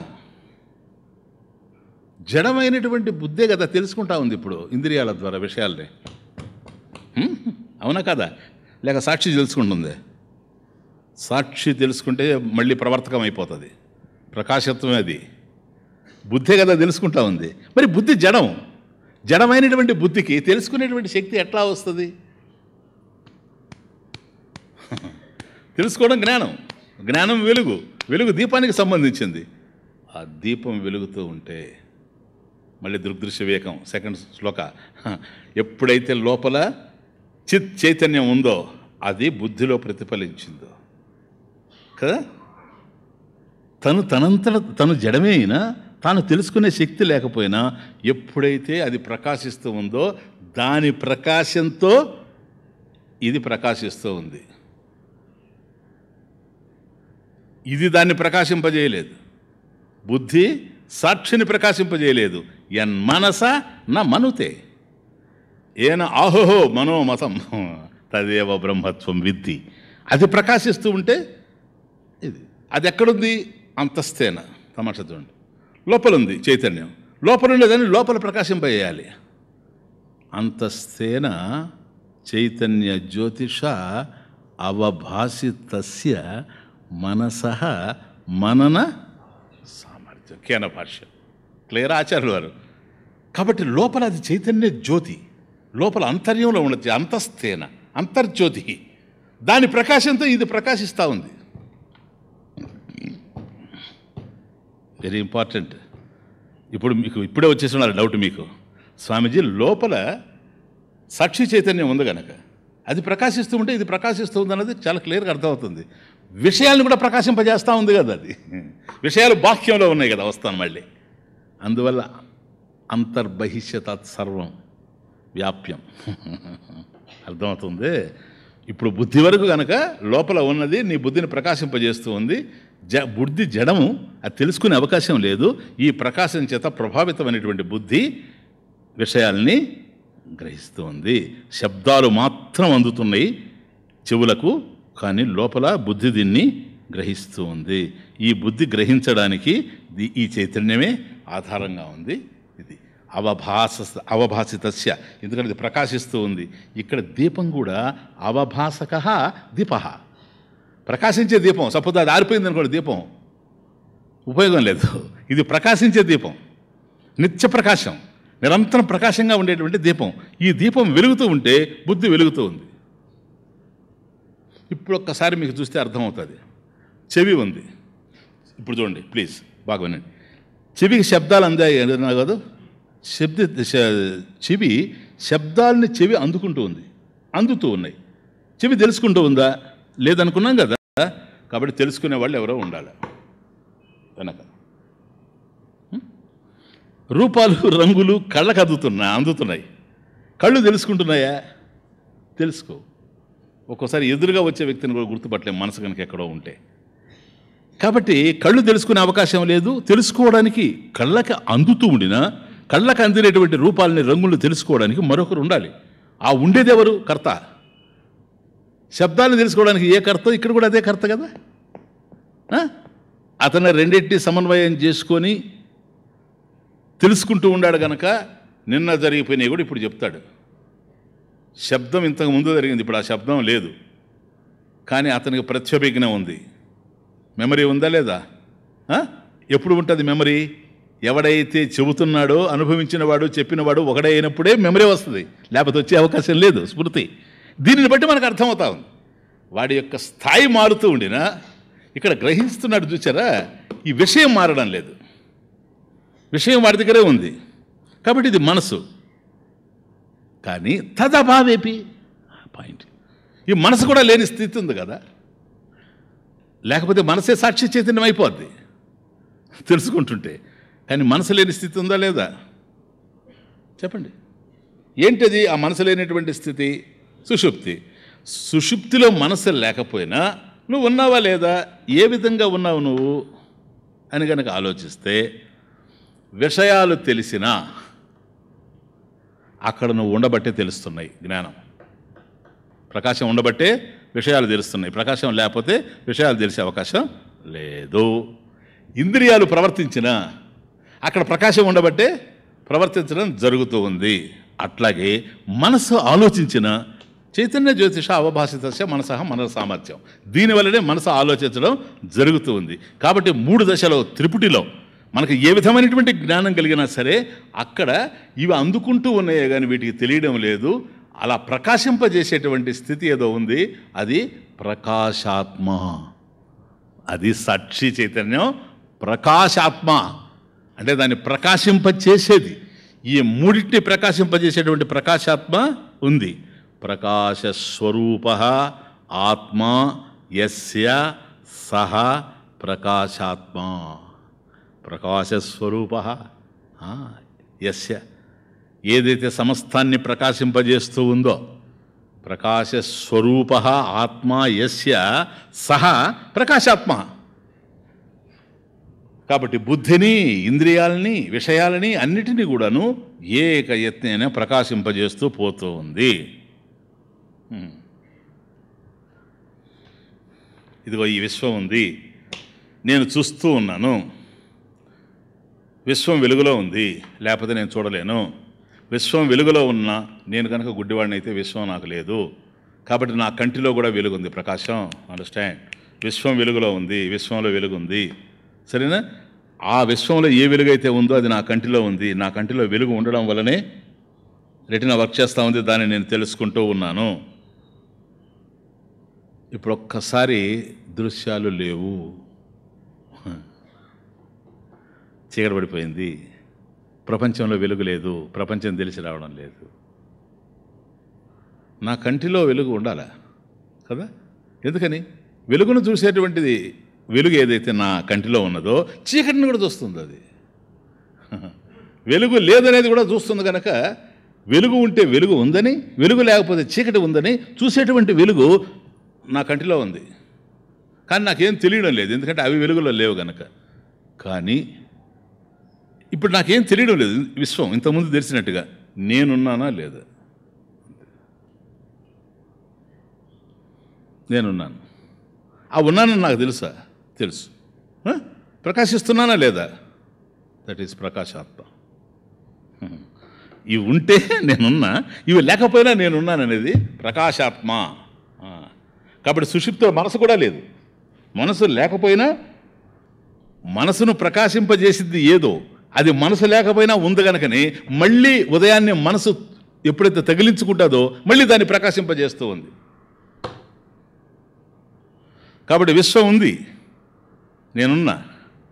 ఇంద్రియాలు ఉన్నాయి, నేనున్నా. మనసు ఉంది, నేను ఉన్నా. అవి ఏవీ లేవు, నేనున్నా.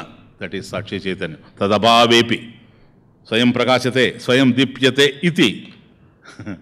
కాబట్టి నా మనసులో ఆలోచనలు నడిచేటప్పుడు కూడా ఒక ఆలోచన వచ్చింది, నాయన దాన్ని ప్రకాశింపజేస్తూ ఉన్నా, అది పోయింది.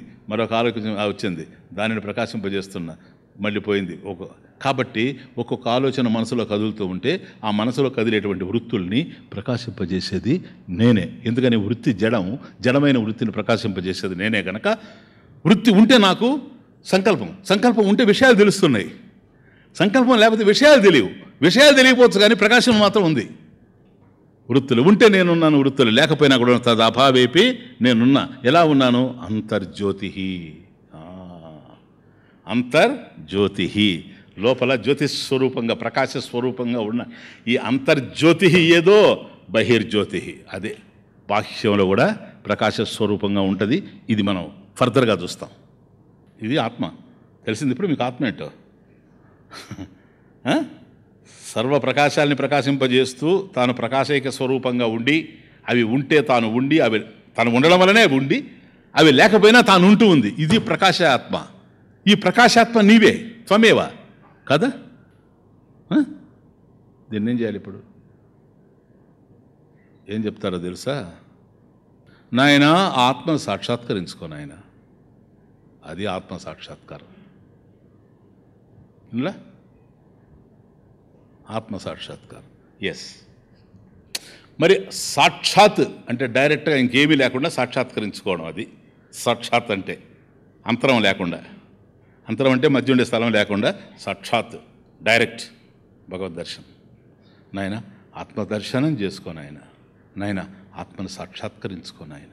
మనం ఇంకా అక్కడి నుంచి నీకు ఆత్మ సాక్షాత్కారం అయిందే, ఆ స్వామి వారికి ఆత్మ సాక్షాత్కారం అయిందే, ఆయన గతంలో రమణ మహర్షికి ఆత్మ సాక్షాత్కారం అయింది, ఇంకా నడుస్తూ ఉంటుంది సార్. నేను చెప్తున్నా, నువ్వు ఆత్మని సాక్షాత్కరించుకుంటే ఆత్మ ఉంది. ఇప్పుడు ఆత్మ అంటే ఏదో చెప్పేశాను మీకు, ప్రకాశాత్మ. అది నీ స్వరూపం అని చెప్పాను. దాన్ని నువ్వు సాక్షాత్కరించుకోవాలంటే అది సాక్షాత్కరింపబడాలి. అవునా? నువ్వు నేను దాన్ని దర్శిస్తానంటే దర్శింపబడాలి. ఆత్మ దర్శింపబడితే దర్శించేది ఎవరు? నువ్వే కదా. ఇప్పుడు నువ్వెవరు? నేను ప్రకాశాత్మ కాదు. అండర్స్టాండ్? ఎందుకని? ప్రకాశాత్మని నేను సాక్షాత్కరించుకోవాలి కదా. హౌ కెన్ ఐ బి ప్రకాశాత్మ? నేను ప్రకాశాత్మ కాదు. ఏ ఆత్మ నువ్వా? తిమిరాత్మ. Go ahead. This is how people teach. Vedanta is not a joke. సరేనా? ఆ పుస్తకం ఈ పుస్తకంలో 4 పదాలు వేసుకొని వాటిని కంఠస్థం చేసి మాట్లాడడం కాదు వేదాంతం. It is living. కాబట్టి ఆత్మను సాక్షాత్కరించుకునే క్వశ్చనే లేదు. ఆత్మదర్శనము లేదా అది పక్కన పెట్టు. దర్శనం అని నువ్వు ఎప్పుడైతే అన్నావో తిరుపతి వచ్చి కూర్చుంది. దర్శించేటువంటి వాడు, దర్శింపబడే ఆత్మ, దర్శనం చేయడం అనే క్రియ. ఈ త్రిపుటిని ప్రకాశింపజేసేటువంటి సాక్షి చైతన్యం ఏదైతే ఉందో ఆ దీపమే నువ్వు అంతర్జ్యోతి అని చెప్తా ఉంటే వాటిల్లో ఒకటి నేనంటావేంటాయా? ఇప్పుడు త్రిపుటిని ఏకయత్నేనా స్ఫోరయత్ భాషయత్ ప్రకాశయత్, ఒకేసారి మూడింటిని ఏదైతే ప్రకాశింపజేస్తూ ఉందో నృత్యశాలాస్త దీపవత్, అది నువ్వని చెబుతా ఉంటే మళ్ళీ నేను దర్శనము, నేను దర్శించేవాడిని, నేను దర్శింపబడేవాడిని, నేను దర్శనం అని ఎట్ట చెప్తావు?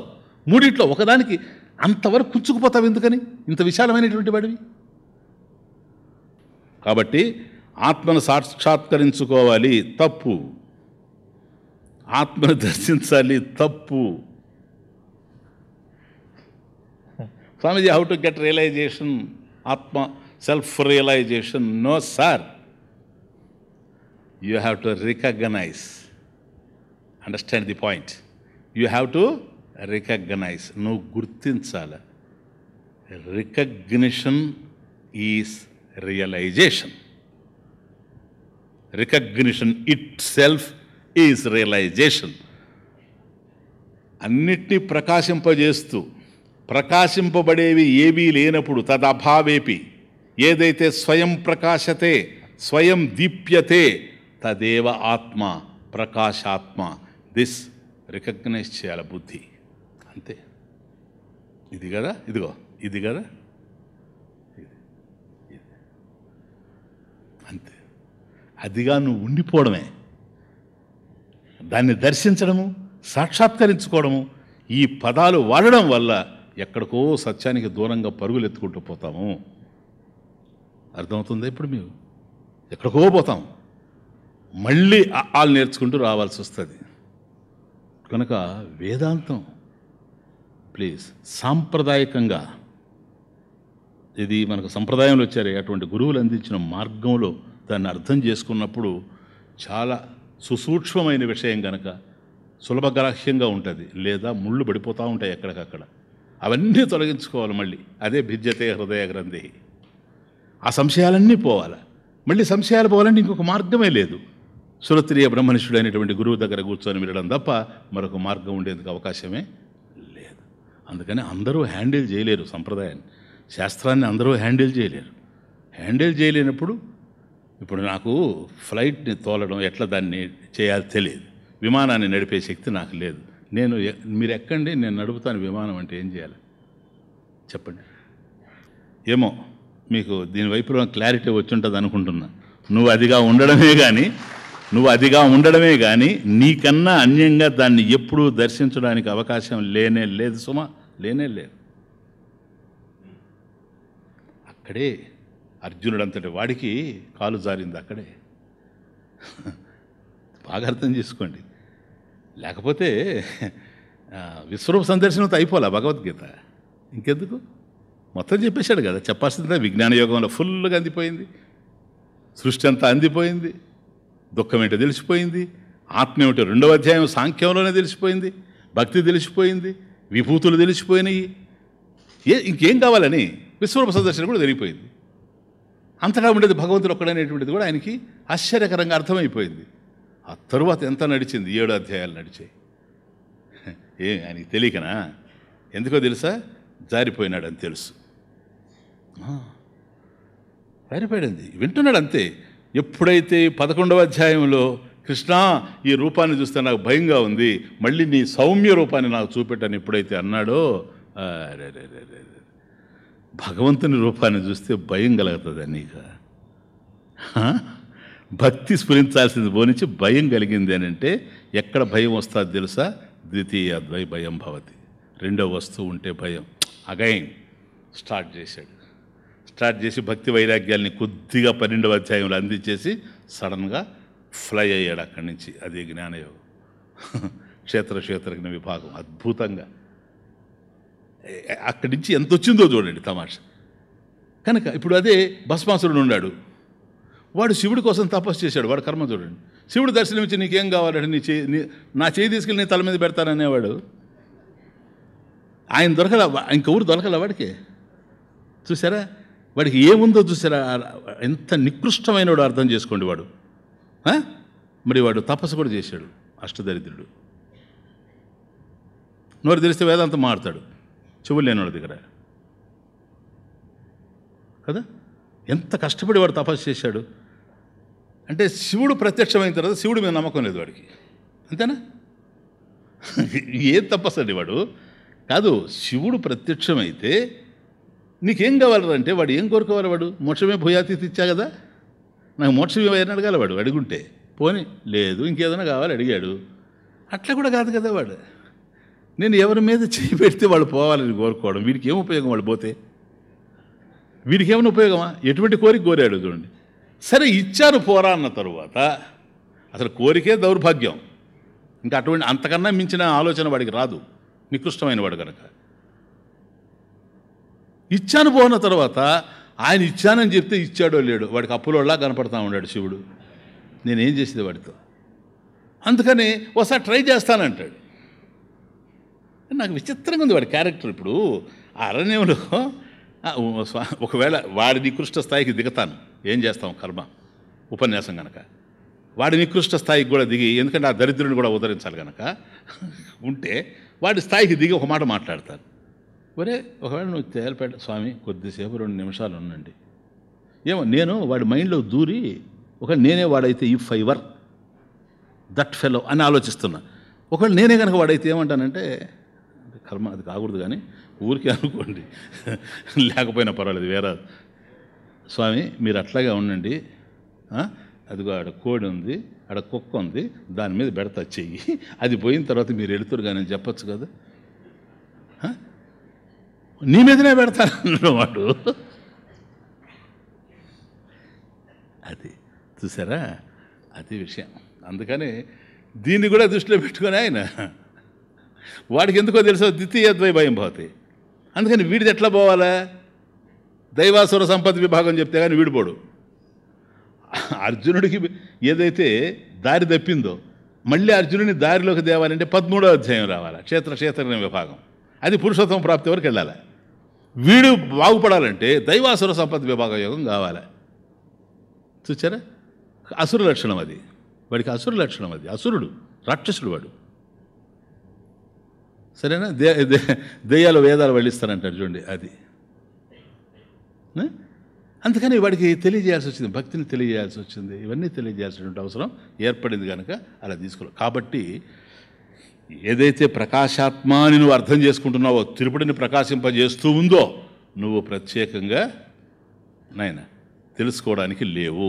నువ్వే ఎప్పుడైతే లేవో ఆత్మ సాక్షాత్కరింపబడదు. నువ్వే ఆత్మ. ఆత్మ కనుక సాక్షాత్కరింపబడిందంటే నువ్వు ఆత్మ కన్నా కూడా భిన్నంగా ఉండవు. అండర్స్టాండ్. నెక్స్ట్, నిరంతరం భాసమానే కూటస్థే జ్ఞప్తి రూపతః తద్భాసా భాసమే మానేయం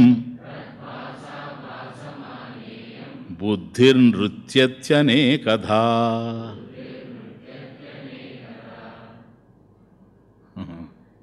చూసారా, కూటస్థే సెకండ్ లైన్ అంటే కూటస్థే అంటే అధిష్టానంగా ఉండేటువంటి ఆత్మస్వరూపం, నిర్వికార సాక్షిణి ఆత్మ. ఇది సాక్షి గురించి మనం తెలుసుకుంటున్నాం. ఈ సాక్షి మారేది కాదు కదా, ఇప్పుడు వాడు శ్రోత అంతా అట్లా మారినట్టుగా మారేది కాదు కదా స్థాయి. అందుకల్ల నిర్వికార సాక్షిణి ఆత్మ కూటస్థ. కూటస్థే కూటస్థే నిరంతరం. నిరంతరం అంటే సదా. నిరంతరం శబ్దం ఎట్లా వస్తుందంటే అంతరం వినా, నిరంతరం అంతరం వినా అని. అంతరం అంటే ఏం తెలుసునా ఆయన? మధ్య చోటు, మధ్య నడిమి చోటు అంటాం చూసారా, నడిమి. అది మధ్య ఉండేటువంటి దాన్ని అంతరం అంటారు. అంతరం అంటే మధ్య ఉండేటువంటి ప్రదేశం. ఆ మధ్య ఉండే ప్రదేశం లేకుండా అంతరం విన నిరంతరం. అంటే ఇప్పుడు ఏమైంది, మధ్య ఎప్పుడైతే లేదో నిరంతరం అంటే అది ఇప్పుడు సదా ఉంది అని అర్థం. మధ్యలో ఎక్కడ అబ్స్ట్రక్షన్ లేదని అర్థం. అది నిరంతరం పదానికి అర్థం. అంతరం విన నిరంతరం సదా. కాబట్టి కూటస్థే నిర్వికార సాక్షిణి ఆత్మ నిరంతరం సదా జ్ఞప్తి రూపత జ్ఞాన రూపత. జ్ఞప్తి అంటే ఇక్కడ జ్ఞానం. జ్ఞాన రూపత భాసమానే సతి ప్రకాశిస్తూ ఉండగా, అది నిత్యం ప్రకాశిస్తూ ఉందని తెలుసుకున్నాం కదా, కూటస్థ చైతన్యం కదా. దీపం ఎప్పుడు నిత్యం ప్రకాశిస్తూనే ఉందని తెలుసుకున్నాం కదా. ప్రకాశింపబడేవి ఉన్నా అవి లేకపోయినా తదభావేపి స్వయం దీప్యతే ప్రకాశిత అని తెలుసుకున్నాం కదా నాయన. ఇప్పుడు చూడు, అట్లా నిరంతరం అది ప్రకాశిస్తూ ఉన్నప్పటికీ కూడా ఏది కూటస్థే సాక్షి జ్ఞప్తి రూపత జ్ఞానస్వరూపం కదా. అది జ్ఞానస్వరూపంగా నిరంతరం ఎల్లప్పుడూ సదా భాసమానే ప్రకాశిస్తూ ఉండగా, థర్డ్ లైన్, తద్భాస సాక్షి చైతన్యన తద్భాస అది భాషిస్తూ ఉండడం చేత భాసమాన ప్రకాశింపబడుతూ ఉండేటువంటి, అది ప్రకాశిస్తూ ఉండడం వల్ల ప్రకాశింపబడుతూ ఉండేటువంటి ఇయం బుద్ధి ఈ బుద్ధి అనేకధా వివిధ ప్రకారేణ అనేక ప్రకారేణ నృత్యతి డాన్సెస్ నృత్యతి అది నృత్యం చేస్తూ పోతా ఉంది. బుద్ధి ప్రవర్తిస్తూ ఉంది. క్లియర్? ఇప్పుడు నిరంతరం చూడండి, ఇది ఏదో పురాణం కాదు, నిత్యం మన జీవితంలో జరుగుతుండే విషయం. మనం అనేక విషయాలు ఆలోచిస్తున్నాం కదా, అనేక విషయాలు మనసులో నడుస్తున్నాయి కదా, మన బుద్ధిలో రకరకాలుగా నృత్యం కదా. ఎన్ని రకాలు, అది అనేకధ, అన్ని రసాలు బుద్ధిలో. ఒకసారి కోపం వచ్చేస్తుంది, ఇక్కడ అప్పులు ఇవ్వాల్సిన వాడు ఏంది వాడు ఊరికే తిప్పుకుంటాడు రాసుకెళ్ళి చూసి, అప్పుడు ఒక రకంగా యాక్ట్ చేస్తూ ఉంటుంది. మళ్ళీ సడన్గా భక్తి వచ్చేస్తుంది.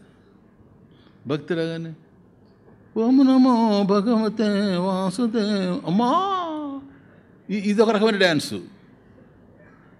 సరేనా? వెంటనే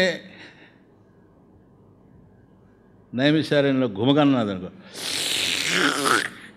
అదొక రకమైన డ్యాన్సు. రకరకాలైనటువంటి అనేకదా నృత్యతి. ఏది? ఇయం బుద్ధి. ఈ బుద్ధి రకరకాలుగా ఆడుతూ ఉంది. అసలు ఆడడానికే చేత కాదు అది, ఎందుకంటే జడం. తద్భాష అదే. ఈ సాక్షి చైతన్యం ఏదైతే ఉందో నాయన, ఈ దీపం ప్రకాశిస్తూ ఉంటే ఈవిడ ఆడుతూ ఉంది. దీపం మారిపోతే ఆవిడ ఆడేది ఏం లేదు. ఈవిడ కాదా? ఏమండి?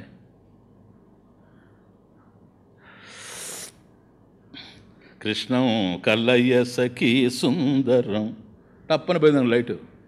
బాలలే, బాలంటే ఈవిడ కాదు, బాలకృష్ణం. ఎందుకో తెలుసా? పోయా, ఇంకేముంది, లైట్ ఉంటేనే ఇది. తద్భాష విద్యారాయణ స్వామి కనుక సీ ద బ్యూటీ, మన అదృష్టం ఈ బుక్. తద్భాష, ఆ సాక్షి చైతన్యం భాషిస్తూ ఉంటే భాసమానే అది ప్రకాశిస్తూ ఉండేటువంటి ఇయం బుద్ధి, అది ప్రకాశిస్తూ ఉండడం వల్ల ఇది ప్రకాశిస్తూ ఉంది బుద్ధి. ఎందుకంటే లేకపోతే జడం చైతన్య జ్యోతిష అవభాషిత అదే ఇది. సరేనా? బుద్ధి అనేకదా నృత్యతి. ఇయం బుద్ధి నృత్యతి వ్యవహరతి ఇత్యర్థ. అంటే వ్యవహరిస్తూ ఉంది. ఎట్లాగూ? అనేకథ వివిధ ప్రకారేణ నానా ప్రకారేణ నానా అభినయేన, రకరకాలైనటువంటి అభినయాలు దాని ద్వారా జరుగుతూ ఉన్నాయి. ఇదంతా కూడాను నృత్యతి కదా. అది ప్రకాశిస్తూ ఉంటేనే అసలు వచ్చేస్తాను. మళ్ళీ ఇంకొక సెకండ్ ఎగ్జాంపుల్. ఎప్పుడైతే ప్రకాశిస్తూ ఉందో ఆ ప్రకాశంలో ఈ నృత్యం జరుగుతూ ఉంది. ఆ ప్రకాశించేది ఎప్పుడూ ప్రకాశిస్తూ ఉంటుంది. అవునా? ఈ నృత్యము, ఈ నాటకం ఎంతకాలం ఉంటుంది? అది విషయం. అది మనిషి జీవించి ఉండిన సర్వ వ్యవహారాల్లో వ్యవహరిస్తూ ఉండిన ప్రవర్తిస్తూ ఉండిన చైతన్యం ఉండబట్టి ఒకవేళ ప్రాణం పోతే ఆ చైతన్యం చేత ప్రకాశింపబడుతూ ఉండేటువంటి ఈ జీవితం ఆడే నాటకం ఆగిపోతుందేమో కానీ చైతన్యం మాత్రం ప్రకాశిస్తూనే ఉంటుంది. అది ఎక్కడికి పోదు. శవంలో కూడా చైతన్యం లేకపోలే. శవంలో అందువల్ల మన సంస్కృతిలో మనిషి చనిపోతే కూడా మళ్ళీ స్నానం చేయించి, మళ్ళీ పసుపు కుంకుమాలు పెట్టి, పుష్పాలు అలంకరించి, నూతన వస్త్రాలు పెట్టి ఎందుకు మోసుకొని పోదామో తెలుసా? అది శవం అయితే మనం ఎందుకు చేస్తాం ఆ పని? అక్కడ శవం ఉంది కదా, శవం అక్కడ కూడా ఉంది. నీకు లేకపోతే యాక్షన్ ఎట్లా జరుగుతుంది నాయన? ఇప్పుడు శవం ఉంది, నువ్వు అలాగే 2 రోజులు పెట్టేస్తే అది ఉబ్బిపోతుంది కదా, స్వెల్లింగ్ రాదా? ఆ స్వెల్లింగ్ దేనివల్ల వస్తుంది? నియతి రూపంలో ఉండేది ఎవరు? That's the point. కాబట్టి ఎప్పుడైతే శవం చైతన్యం కాదు అని కనుక అంటే, సాక్షి కాదు అని కనుక అంటే, ఆత్మ కాదు అని కనుక అంటే, శవం కానిది ఆత్మ అవుతుంది. అప్పుడు ఆత్మ పరిమితం అయిపోతుంది, అఖండత్వానికి దెబ్బ తగులుతుంది, అనంతత్వానికి హాని భవతి, అనంతత్వ హాని భవతి. అందువల్ల అంతటా ఉంది, వ్యవహరిస్తూ ఉంటే వ్యవహారంలో తెలుస్తూ ఉంది, లేనప్పుడు తను ఎలా ఉండాలని అలా ఉంటూ ఉంది అంతే. దానికి ఏది అంటదు. ఎందుకని? దీపానికి ఏది అంటలేదు. ఈ మధ్య నడిచేది నాటకం. నాటకం పోయినా కూడా అది వెలుగుతూనే ఉంటుంది. అది కైవల్యం, అది మోక్షం. నానాటి బ్రతుకు నాటకము కానక కన్నది కైవల్యము. నానాటి బ్రతుకు నాటకము పుట్టుటయు నిజము పోవుటయు నిజము నట్టనడిమి పని నాటకము. అంతరం, నట్టనడిమి పని అంతరం, అది నిరంతరం. ఇది ఉంటే అది ఉంది, నాటకం నడుస్తూ ఉంది, అది ప్రకాశిస్తూ ఉంది. తదభావేపి స్వయం దీప్యదే. పుట్టుటయు నిజము పోవుటయు నిజము నట్టనడిమి పని నాటకము. ఎట్టనే దుటగలది ప్రపంచము కట్టకడపటిది కైవల్యము. నానాటి బ్రతుకు నాటకము కానక కన్నది కైవల్యము. నానాటి బ్రతుకు నాటకము. స్వయం ప్రకాశితే ఆత్మ, ప్రకాశాత్మ ఏదైతే ఉందో అది కైవల్యం, అదే మోక్షం. ఇది మధ్యలో, నాటకం మధ్యలో వచ్చి పోతూ ఉంది. దీనికి ఆది ఉంది, అంత్యం ఉంది, ఆద్యంతాలు కలిగి ఉంది. కనుక ఇది మిథ్యా. దేని మీద ఆధారపడి ఉంది? ప్రకాశాత్మ మీద ఆధారపడి ఉంది. ఆధారపడి ఉంది గనక ఇది మిథ్యా. ఇది కూడా బ్రహ్మమే, కానీ బ్రహ్మం ఇది కాదు. క్లియర్? ఇది కాబట్టి మధ్యలో నడుస్తుంది నాటకం. ఇది అన్నమాచార్యులు.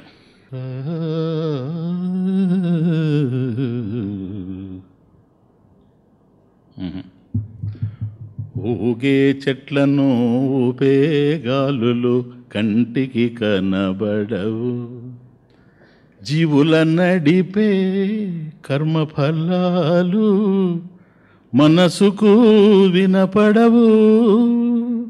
ఏ క్షణానికి ఎదేమవునో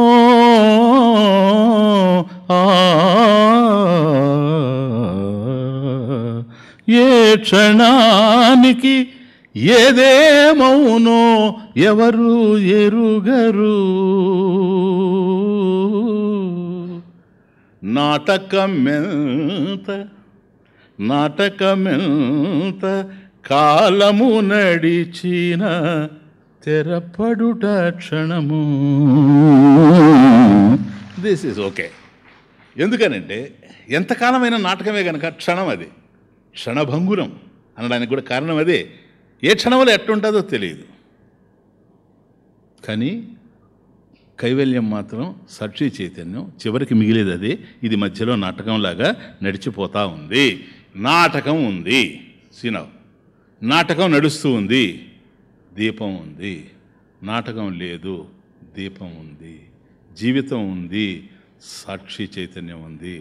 జీవితం పోయింది, సాక్షి చైతన్యం ఉంది. That is you. తత్వమేవ తత్వమేవ. This is realisation. ఇది మోక్షం అంటే. ఇంకేం లేదు నాయన. ఇప్పుడు దృష్టాంతం ఎప్పుడైతే ఇచ్చామో నాయన, దృష్టాంతం ఎందుకు ఇస్తున్నామంటే దృష్టాంతం దృష్టాంతంగా ఉండాలని కాదు. జస్ట్ ఒక 5 minutes జాగ్రత్తగానండి. ఎప్పుడైతే దృష్టాంతం ఇచ్చామో దార్ష్టాంతేన యోజయతి దృష్టాంత. ఈ దృష్టాంతం మనం ఎగ్జాంపుల్ ఇచ్చాము చూసారా, ఉపమానం. ఈ ఉపమానం ఎందుకండి అని అంటే ఉపమేయంతో కలిపేయడానికి, అంతేనా? ఉపమేయంతో కలిపేసిన తర్వాత ఉపమానం ఉండదు కదా, ఉంటుందా? దృష్టాంతం ఉంటుందే. దృష్టాంత అంటే అర్థమేది. దృష్ట ఏదైతే నీకు కనపడుతూ ఉందో అంతః, ది ఎండ్ పాయింట్, అది దృష్టాంత. అర్థమవుతుంది. ఇప్పుడు ఈ యావత్ ప్రపంచం ఏదైతే ఉందో నీకు దృశ్యం, నువ్వు ద్రష్ట. నీకు ఏదైతే కనపడుతుందో దృష్ట, అది ఒకప్పుడు పోయేదే, నాటకంలాగా అంతమైపోయేది. అది దృష్టాంతం. క్లియర్? కాబట్టి దార్ష్టాంతేన యోజయతి దృష్టాంత. కాబట్టి దృష్టాంతం అనేటువంటిది దార్ష్టాంతానికి, ఉపమానం అనేటువంటిది ఉపమేయంలో తీసుకెళ్ళి కలిపేస్తుంది. కాబట్టి ఇప్పుడు మనకి ఇదంతా చూసాము, సభ్యులు, ప్రభువు. నేను చాలా క్లియర్గా ఉందనుకుంటున్నాను నేను. ఇప్పుడు అదంతా మనకి ఇక్కడ ఒక్కసారి దృష్టాంతం దార్ష్టాంతం యోజయతి కలిసిపోతాయి. Very important. అహంకార ప్రభు సభ్యా విషయానర్తకీ మతి తాళాదిధారీణ్యక్షాణి దీపసాక్ష్యవభాసక. ఇప్పుడు ట్యూన్ కావాలి మళ్ళీ. ఇవన్నీ ప్రాబ్లమ్స్. ఇప్పుడు నేను పలికిన తర్వాత మీరు పలకాలంటే ట్యూన్ కావాలి కదా. ఏదో ఒక ట్యూన్ పెట్టుకుంటాం. శ్లోకాల్లో తమాషా ఏంటంటే అహంకార ప్రభు సభ్యాహ అని ఆపితే నేను మీనింగ్ పోతుంది. ఇసినవ్ అహంకార ప్రభు, ఫస్ట్ పాయింట్. అహంకార ప్రభు సభ్యా విషయా. అహంకార ప్రభు సభ్యా విషయా నర్తకి మతి. చూడండి దృష్టాంతం దృష్టాంతం. తాళాదిధారీణి అక్షాణి దీప అవభాసక. దీపక సాక్షి, దీప సాక్షి అవభాసక, అవభాసక దీప సాక్షి. సరిపోయిందా ఇప్పుడు ఉపమానం ఉపమేయం? ఏమేనండి, ఏం లేదు, ఈజీ. అక్కడ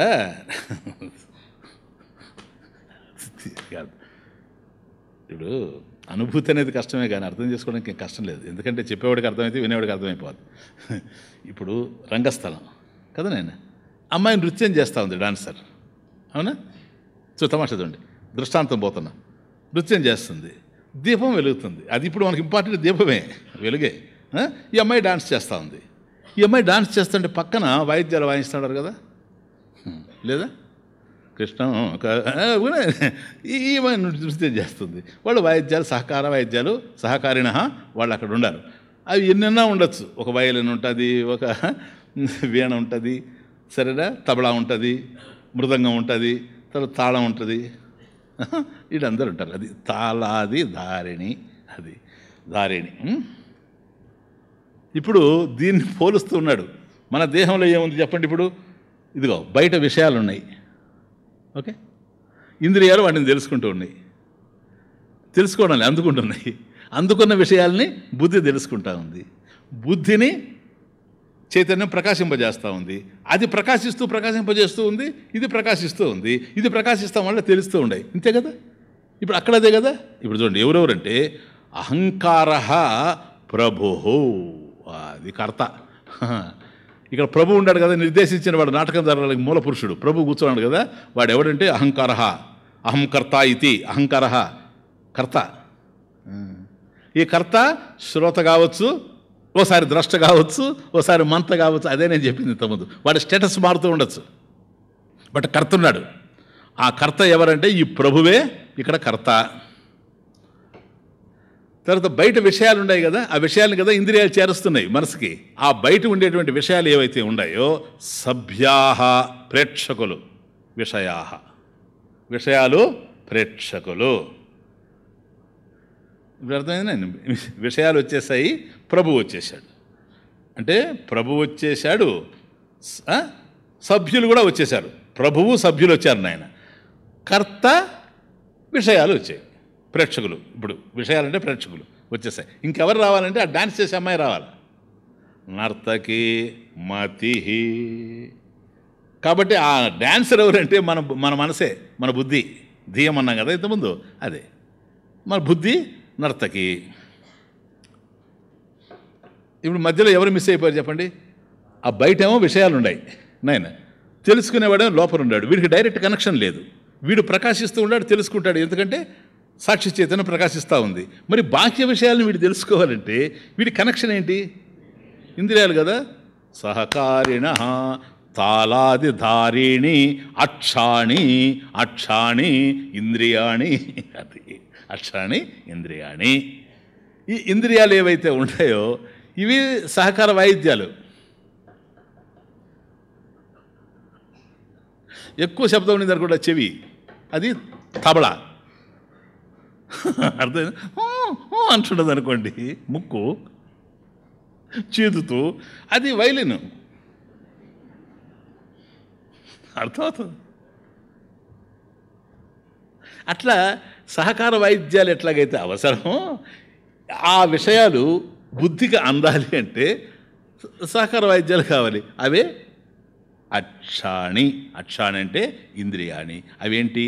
తాళం మొదలైనటువంటి ఆది, తాళ ఆది ధారిణి అక్షాణి ఇది కదా. ఇంకా మనకు కావాల్సింది ఒకటే, దీపం. దీపం ఏంటి అని అంటే అది దీప సాక్షి అవభాసక, అవభాసక దీప సాక్షి. అవభాసక దీప ఏదైతే ప్రకాశిస్తూ ఉందో, అందుకనే మీకు అది నేను కోట్ చేశాను. చైతన్య జ్యోతిష అవభాసితస్య అన్నాను చూచారా? ఆ అవభాసక శబ్దం ఎందుకు తీసుకొని వచ్చానంటే ఇదిగో సాక్షి అవభాసక అంటే అది ప్రకాశిస్తూ ఉండేది. దీపం ప్రకాశిస్తూ ఉండేది. ప్రకాశం లేని దీపం మురికే ప్రమిదిలో మనం ఒత్తేసి పెడితే లాభం లేదు. దీపం ప్రకాశిస్తూ ఉంది. ఇది ప్రకాశిస్తూ ఉండడం వల్లనే అమ్మాయి నృత్యం చేస్తూ ఉంది. అమ్మాయి నృత్యం చేయాలంటే వాళ్ళ సంగీతానికి అనుగుణంగా నృత్యం చేస్తూ ఉంది. వాళ్ళ సంగీతం దేనికి సంబంధించింది? ప్రపంచానికి సంబంధించింది. క్లియర్? అట్లాగే సాక్షి చైతన్యం లోపల ప్రకాశిస్తూ ఉంది. దీని యొక్క ప్రకాశం చేత బుద్ధి ప్రవర్తిస్తూ ఉంది, కర్తగా ఉంది బుద్ధి. ఈ బుద్ధి తెలుసుకోవాలంటే ఇంద్రియాలు సహకరిస్తూ ఉండాలి. ఇంద్రియాలు సహకరిస్తూ ఉంటే తత్సంబంధమైనటువంటి విషయాలు అందుతూ ఉంటాయి. కాబట్టి రూపాలు కళ్ళకు అందితే, శబ్దాలు చెవులకు అందితే, రుచులు నాలుగుకు అందితే, వాసనలు ముక్కుకు అందితే, స్పర్శలు చర్మానికి అందుతూ ఉన్నాయి. వీటన్నిటిని కూడా ఒక్కడే తెలుసుకుంటూ ఉన్నాడు. వీడిని ప్రకాశింపజేస్తూ ఉంది. ఫినిష్. అది కాబట్టి ఏదైతే ప్రపంచంలో ఉండినా అది నీకు తెలిసింది అంటే నాయన, ఏది నీకు తెలిసిన ప్రపంచంలో ఉండేది అది ప్రమాణ ఫలం కదా. ప్రమాణం ఉంటేనే తెలుస్తుంది, కానీ ప్రమాణం లేకుండా తెలిసేందుకు అవకాశం లేదు. కాబట్టి నీ దగ్గర బుద్ధి ఉండాలి, చెవులో ఉండాలి. అప్పుడు మాత్రమే బాహ్యంలో ఉండే శబ్దాలు నీకు అందుతాయి. కాబట్టి నీ దగ్గర బుద్ధి ఉండాలి, అట్లాగే కన్ను ఉండాలి. అప్పుడే బాహ్యంలో ఉండేటువంటి రూపాలు రంగులు నీకు అందుతాయి. కాబట్టి ఇది ప్రమాణం. ఎందుకని? ప్రమాకరణం ఇది ప్రమాణం. ప్రమాణం ఉంటేనే అందుతూ ఉన్నాయి, ప్రమాణం లేకపోతే అందవు. క్లియర్? కాబట్టి ఏది నీకు ఈ ప్రపంచంలో ఉన్నా, ఉన్నట్టు నీకు తెలిసినా ప్రమాణఫలంగా నీకే తెలుస్తూ ఉంది, కానీ ఇంకొకరికి మాత్రం కానే కాదు. అలా ఏవైతే ఉన్నవో అవి ఉన్నవని నువ్వు తెలుసుకుంటున్నావు కదా, అవునా? మరి నువ్వున్నట్లు నీకెలా తెలుసు? ఏవి ఉండినా ఆ శబ్దం ఉంది. శబ్దం ఉంది అనడానికి శబ్దం వచ్చి చెవికి చేరింది. చెవికి చేరిన శబ్దాన్ని చెవి తెలుసుకోకపోవచ్చు, కానీ బుద్ధి తెలుసుకుంటూ ఉంది, కర్త తెలుసుకుంటూ ఉన్నాడు. ఆ కర్త తెలుసుకుంటున్నాడు, నువ్వు తెలుసుకుంటున్నావు. కాబట్టి ప్రమాణ ఫలంగా ఏది ఉండినా సరే ప్రమాణం ఉండడం చేతనే అందుతుంది. మరి ఇవన్నీ ఉన్నవి అని తెలుసుకునే నీవు ఉన్నావా లేవా?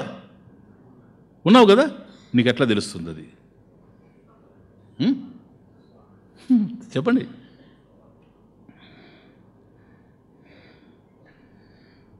ప్రమాణం ఉందే, స్వతసిద్ధం సార్. అన్నిటినీ తెలుసుకోవడానికి ప్రమాణాలు అవసరం, ఆ ప్రమాణాన్ని గ్రహించడానికి నువ్వు అవసరం. నువ్వు ఉన్నావని తెలుసుకోవడానికి మరొక ప్రమాణం అవసరం లేదు. ఎందుకని? నువ్వు ప్రమాణ ఫలం కావు,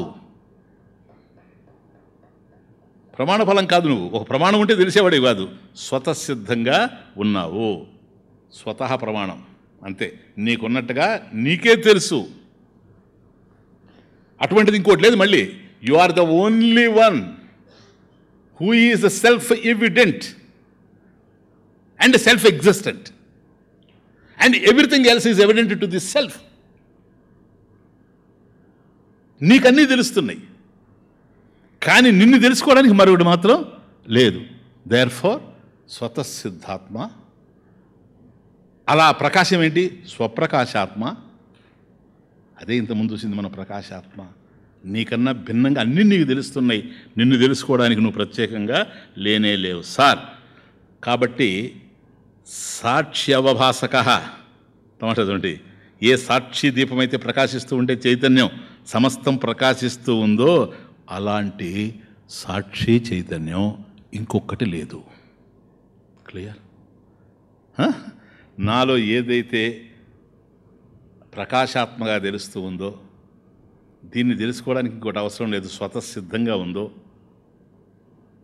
దాన్ని తెలుసుకోవడానికి మరొక జ్ఞానం అవసరం లేదంటే స్వప్రకాశంగా ఉందో, నా స్వరూపం స్వతసిద్ధంగా స్వప్రకాశంగా నేనుగా తెలిసేది నీలో నీవుగా తెలుస్తూ ఉంది, ఆమెలో ఆమెగా తెలుస్తూ. అంతే.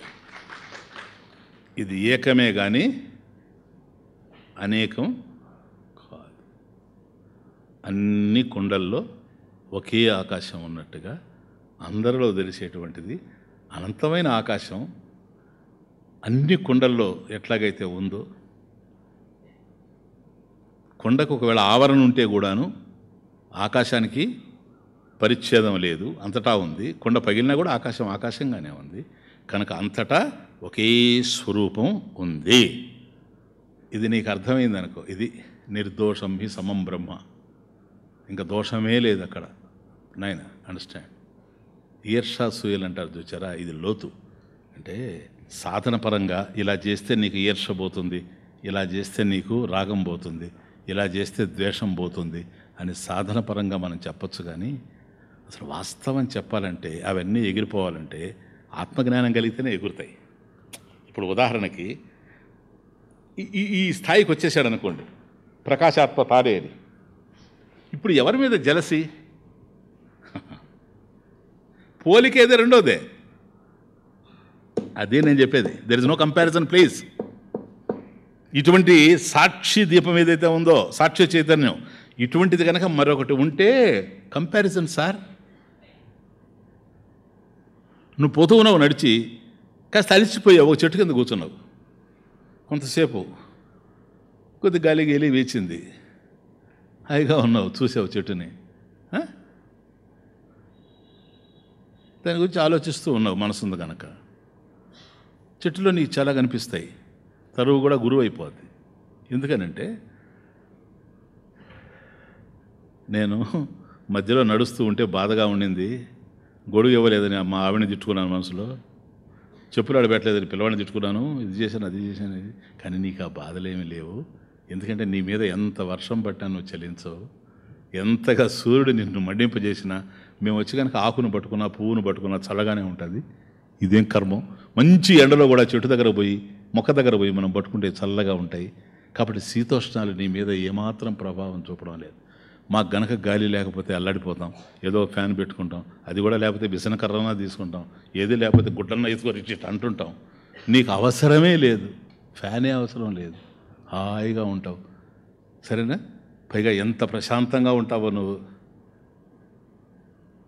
నీకు నీళ్లు పోసిన వాడిని ఒకటిగానే చూస్తావు, రాళ్ళు తీసుకొని కొడితే పండ్ల కోసం వాడిని ఒకటిగానే చూస్తావు, వాడి పండ్లు పెడతావు కూడా. పైగా డిఫరెంట్గా ఉంది నీ జీవితం. ఏమి జీవితం అనేది? నీ మీద ఒక పక్షి వాలి మంచి సంగీతాన్ని వినిపిస్తే కోయిల ఒక విధంగా ఉంటావు నువ్వు. పోతూ పోతే రెట్టేసిపోయిందనుకో భరిస్తావు, నీ కొమ్మ మీదనే పడేసిన అని ఇంత దాన్ని పొగిడి, అందుకని నీవంటే నాకు ఈర్షగా ఉందంటాడా? Think, it is a serious point. నువ్వంటే నాకు ఈర్షగా ఉంది, నువ్వంటే నాకు ద్వేషంగా ఉంది, ఎందుకంటే నేను మనిషిగా ఉండి ఇట్లా ఉండలేకపోతున్నా, నువ్వు ఇలా ఉన్నావు అంటాడా? లే. ఎందుకని? నువ్వు నాలా కాలేకపోవచ్చేమో కానీ నేను మాత్రం నువ్వు కానదలుచుకోలేదు. నాది మానవ జన్మ, నేను చెట్టుగా ఎందుకు బతుకుతానా? అర్థమవుతుంది? అవన్నీ నీలో ఉంటే నేను అప్రిషియేట్ చేస్తాను నీలో ఉన్నవన్నీ, కానీ నువ్వు నాతో సమానం కాదు, నీతో పోల్చుకోవడానికి. Understand the point? నా శరీరం అంతా లూజ్ అయిపోయింది, బలహీన రాయిని చూసి అది గట్టిగా ఉంది, నా శరీరం కూడా అట్టుంటే బాగుండు, ఎంత ఎక్సర్సైజ్ చేసినట్టు రావడం లేదు అని రాయి మీద ఈర్ష పెట్టుకుంటాడు ఎవడన్నా, బండ మీద, బండోడు కాకపోతే. అందుకంటే కంపారిజన్ లేదంటున్నా నేను మీకు. అందుకని ఒక ఎగ్జాంపుల్ ఇస్తాను. ఈ ఎగ్జాంపుల్ లేదని చెప్పడానికి ఒక ఎగ్జాంపుల్ ఇచ్చాను. ఎందుకంటే ఇంకొక ఆత్మ కనుక ఉంటే, ఇంకొక సాక్షి చైతన్యం ఉంటే కంపారిజన్. ఆత్మజ్ఞానితో కంపారిజన్ అంటే ఎవరు కంపారిజన్? ఇంకొక ఆత్మజ్ఞాని, అంతేగాని అజ్ఞానే. అదే ఆడ నో కంపారిజన్, పక్షపాతాలు లేవు. అదే ఆడ సాక్షి అంటే అది. అందుకని సపోజ్ ఇంతకుముందు కట్టకడపడిది కైవల్యం అని పాడినా ఎవరు, మన అన్నమాచార్య స్వామి, అదే సపోజ్ సదాశివ బ్రహ్మేంద్ర దగ్గరికి వచ్చామనుకోండి, డిఫరెంట్గా ప్రస్ఫుటంగా ప్రకాశతే స్వయం దీప్యతే సాక్షిమాత్రోహం. చూడండి తమాషా, అహం సాక్షిమాత్ర, సాక్షి చైతన్యం, దీపాన్ని నేనే, నాటక దీపాన్ని నేనే. సాక్షిమాత్రోహం ప్రగళిత పక్షపాతోహం. క్షాళనం చేయబడినటువంటి ప్రగళిత, అసలు లేనే లేదు ఇప్పుడు ఇది. ప్రగళిత క్షాళనం చేయబడినటువంటి పక్షపాతం, అది ఎక్కువ ఇది తక్కువ, వాళ్ళు నా వాళ్ళు వీళ్ళు కాని వాళ్ళు, ఇది ఎక్కడా నాకు కనపడడం లేదు. ఎందుకో తెలుసా? ఈయన సాక్షి స్వరూపం గనక, అంతర్బహిష్య తత్సర్వం, ఉన్నదంతా కూడా అదే గనక, రెండవది లేదు గనక, కంపారిజన్ లేదు గనక, ప్రగళిత పక్షపాతోహం. మోక్షస్వరూపోహం. చూడండి సాక్షి చైతన్యం ఏంటో. ఓంకారగమ్యోహం.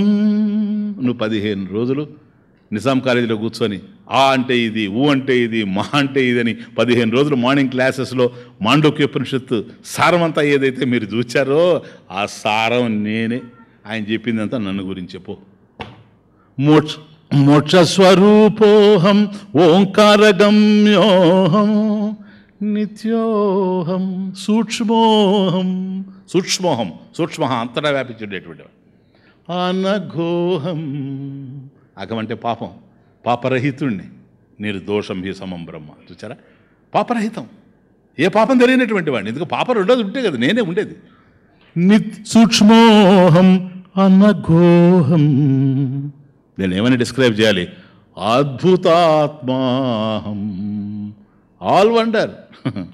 ఇంకా రెండో పదమే లేదు. ఆశ్చర్యవత్ పశ్యతి, ఆశ్చర్యవత్ వదతి, ఆశ్చర్యవత్ శృణోతి, ఆల్ వండర్. ఇంతకన్నా ఆశ్చర్యకరమైనటువంటి వస్తువు ఈ ప్రపంచంలో ఎక్కడా లేదు. అదే ఆత్మ, అదే నేను అయ్యి ఉన్నాను. క్లియర్? అది ఎందుకంటే అది సంప్రదాయం. బోధించలేదు కానీ తర్వాత అవధూత అయిపోయాడు ఆయన. అంటే మనం చూశారు కదా, అవధూత పరిషత్ ఆ స్థాయికి వెళ్ళిపోయాడు, కృతకృత్యుడు అయిపోయాడు, ప్రాప్యతయా తృప్త అట్లా అయిపోయాడు గనక. కానీ మనకు సంప్రదాయంలో ఆయన కూడా మనకు అందినటువంటి గురు కాబట్టి సాక్షి. సాక్షి ఇప్పుడు అర్థమైందా మీకు? సాక్షి అన్నిటి ప్రకాశింపజేస్తూ ఉంది. తదభావేపి స్వయం దీప్యత. అది కానీ నేను ప్రకాశిస్తున్నాను అనేది లేదు, తను ప్రకాశిస్తూ ఉండడమే. నేను ఇతరుని ప్రకాశింపజేస్తున్నాను అనేది లేదు. ఎందుకంటే ప్రవర్తన కిందకు వస్తుంది, కర్త అవుతాడు. కర్త ఉంటే మోటివ్ ఉంటుంది. అది ఇది సాక్షి. సాక్షి శబ్దార్థం ఏంటో తెలుసా? సాక్షాత్ అవ్యవధానేన, సాక్షాత్ అవ్యవధానేన స్వరూపబోధేన ఈక్షతే పశ్యతి సర్వం ఇది సాక్షి.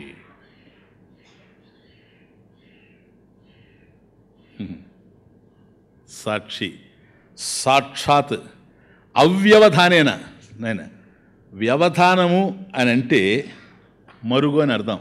వ్యవధానం అంటే మరుగు, అవ్యవధానం అంటే మరుగు లేదు, స్పష్టంగా హైడ్ అయ్యేది ఏమి లేదు, స్పష్టంగా. అది సాక్షాత్. సాక్షాత్ అవ్యవధానేన స్వరూప బోధేన. బోధ అంటే జ్ఞానం, మీకు తెలుసు కదా. స్వరూప బోధేన అంటే స్వరూప జ్ఞానేన, స్వస్వరూప జ్ఞానేన, ఆత్మజ్ఞానేన. అది స్వరూప బోధేన ఈక్షతే అంటే పశ్యతి. ఈక్షతే పశ్యతి సర్వం ఇది సాక్షాత్. సర్వం వెరీ ఇంపార్టెంట్. సర్వం అంటే ఏంటి? విదితం అవిదితం, నీకు తెలిసింది తెలియంది అంతటా కూడా సాక్షాత్ ఏదైతే దర్శిస్తూ ఉందో. చూచారు ఇప్పుడు సాక్షాత్ దర్శించడం అంటే ఏంటి? బుద్ధిని దర్శించడం, ఇంద్రియాలని దర్శించడం, విషయాలను దర్శించడం. నీకు తెలిసిన విషయాలు కానీ తెలియని విషయాలు కానీ నీకు తెలియకుండా పోవచ్చు, కానీ సాక్షికి దూరంగా ఉండలేవు. అవ్యవధానేన స్వరూపబోధేన ఈక్షతే పశ్యతి సర్వం ఇది సాక్షి. సాక్షి శబ్దార్థం అది నాటక దీపం సార్. కాబట్టి మనం ఏదైనా గ్రహించడానికి సాక్షి గ్రహించడానికి తేడా చూచారా? మనం గ్రహించామనుకోండి, ఇంద్రియాలు ఉండాలి, మనసు ఉండాలి. మనసు ఇంద్రియాల ద్వారా విషయ ప్రపంచంలోకి వెళ్ళాలి, శబ్దాది విషయాల్ని గ్రహించాలి, బుద్ధికి తెలియజేయాలి, బుద్ధి తెలుసు మనం తెలియాలి. వీటిలన్నింటిలో దోషాలు ఉన్నాయి కనుక ఉన్నట్లుగా కనిపించకపోవచ్చు విషయం. ఆ ఉన్నదాన్ని సరిగా దీన్ని రిఫ్లెక్ట్ చేయలేకపోవచ్చు ఇంద్రియాలు. ఇంద్రియాలు చేసిన దాన్ని బుద్ధి తనకు ఉండేటువంటి పరిజ్ఞానంతో వేరే రకంగా అర్థం చేసుకోవచ్చు. ఈ విధంగా ఇంద్రియ దోషాద్వా వీటిల్లో కూడా దోషాలు ఉంటాయి కనుక ఏ విధంగా అర్థం కావచ్చు. కానీ సాక్షి అట్లా కాకుండా అవ్యవధానేన స్వరూపబోధేన సాక్షాత్ ఈక్షతే పశ్యతి సర్వం ఇది సాక్షి. It's all witness. ఎప్పుడు ఏకయత్నేన ఒకేసారి. కాబట్టి సాక్షి కళ్ళు తప్పుకొని మనం పోలేం. అందువల్ల స్వరూపబోధేన కదా, స్వస్వరూపం కదా. అందుకని విష్ణు సహస్రనామంలో కూడా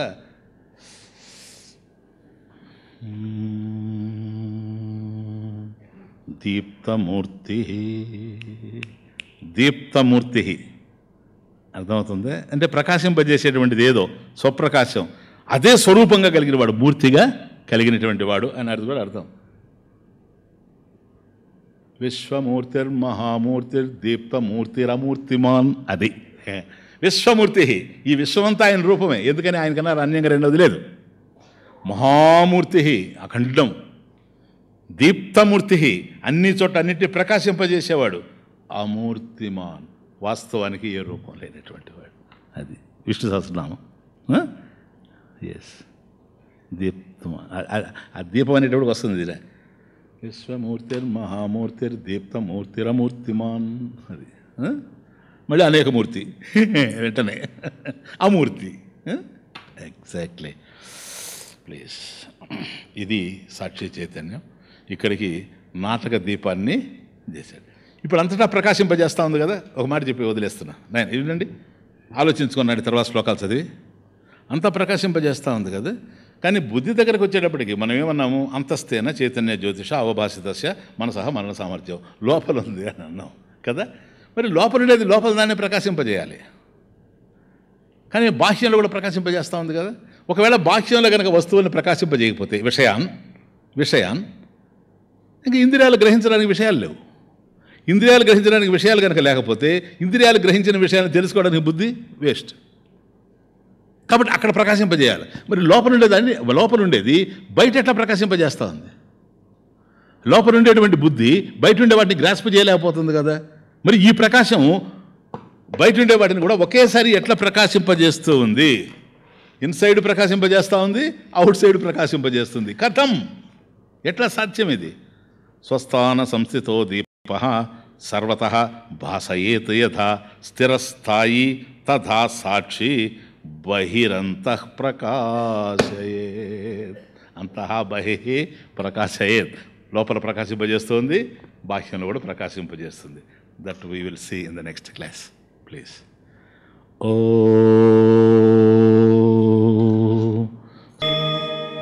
ఓం పూర్ణమదః పూర్ణమిదం పూర్ణాత్ పూర్ణముదచ్యతే పూర్ణస్య పూర్ణమాదాయ పూర్ణమేవావశిష్యతే. ఓం శాంతి శాంతి.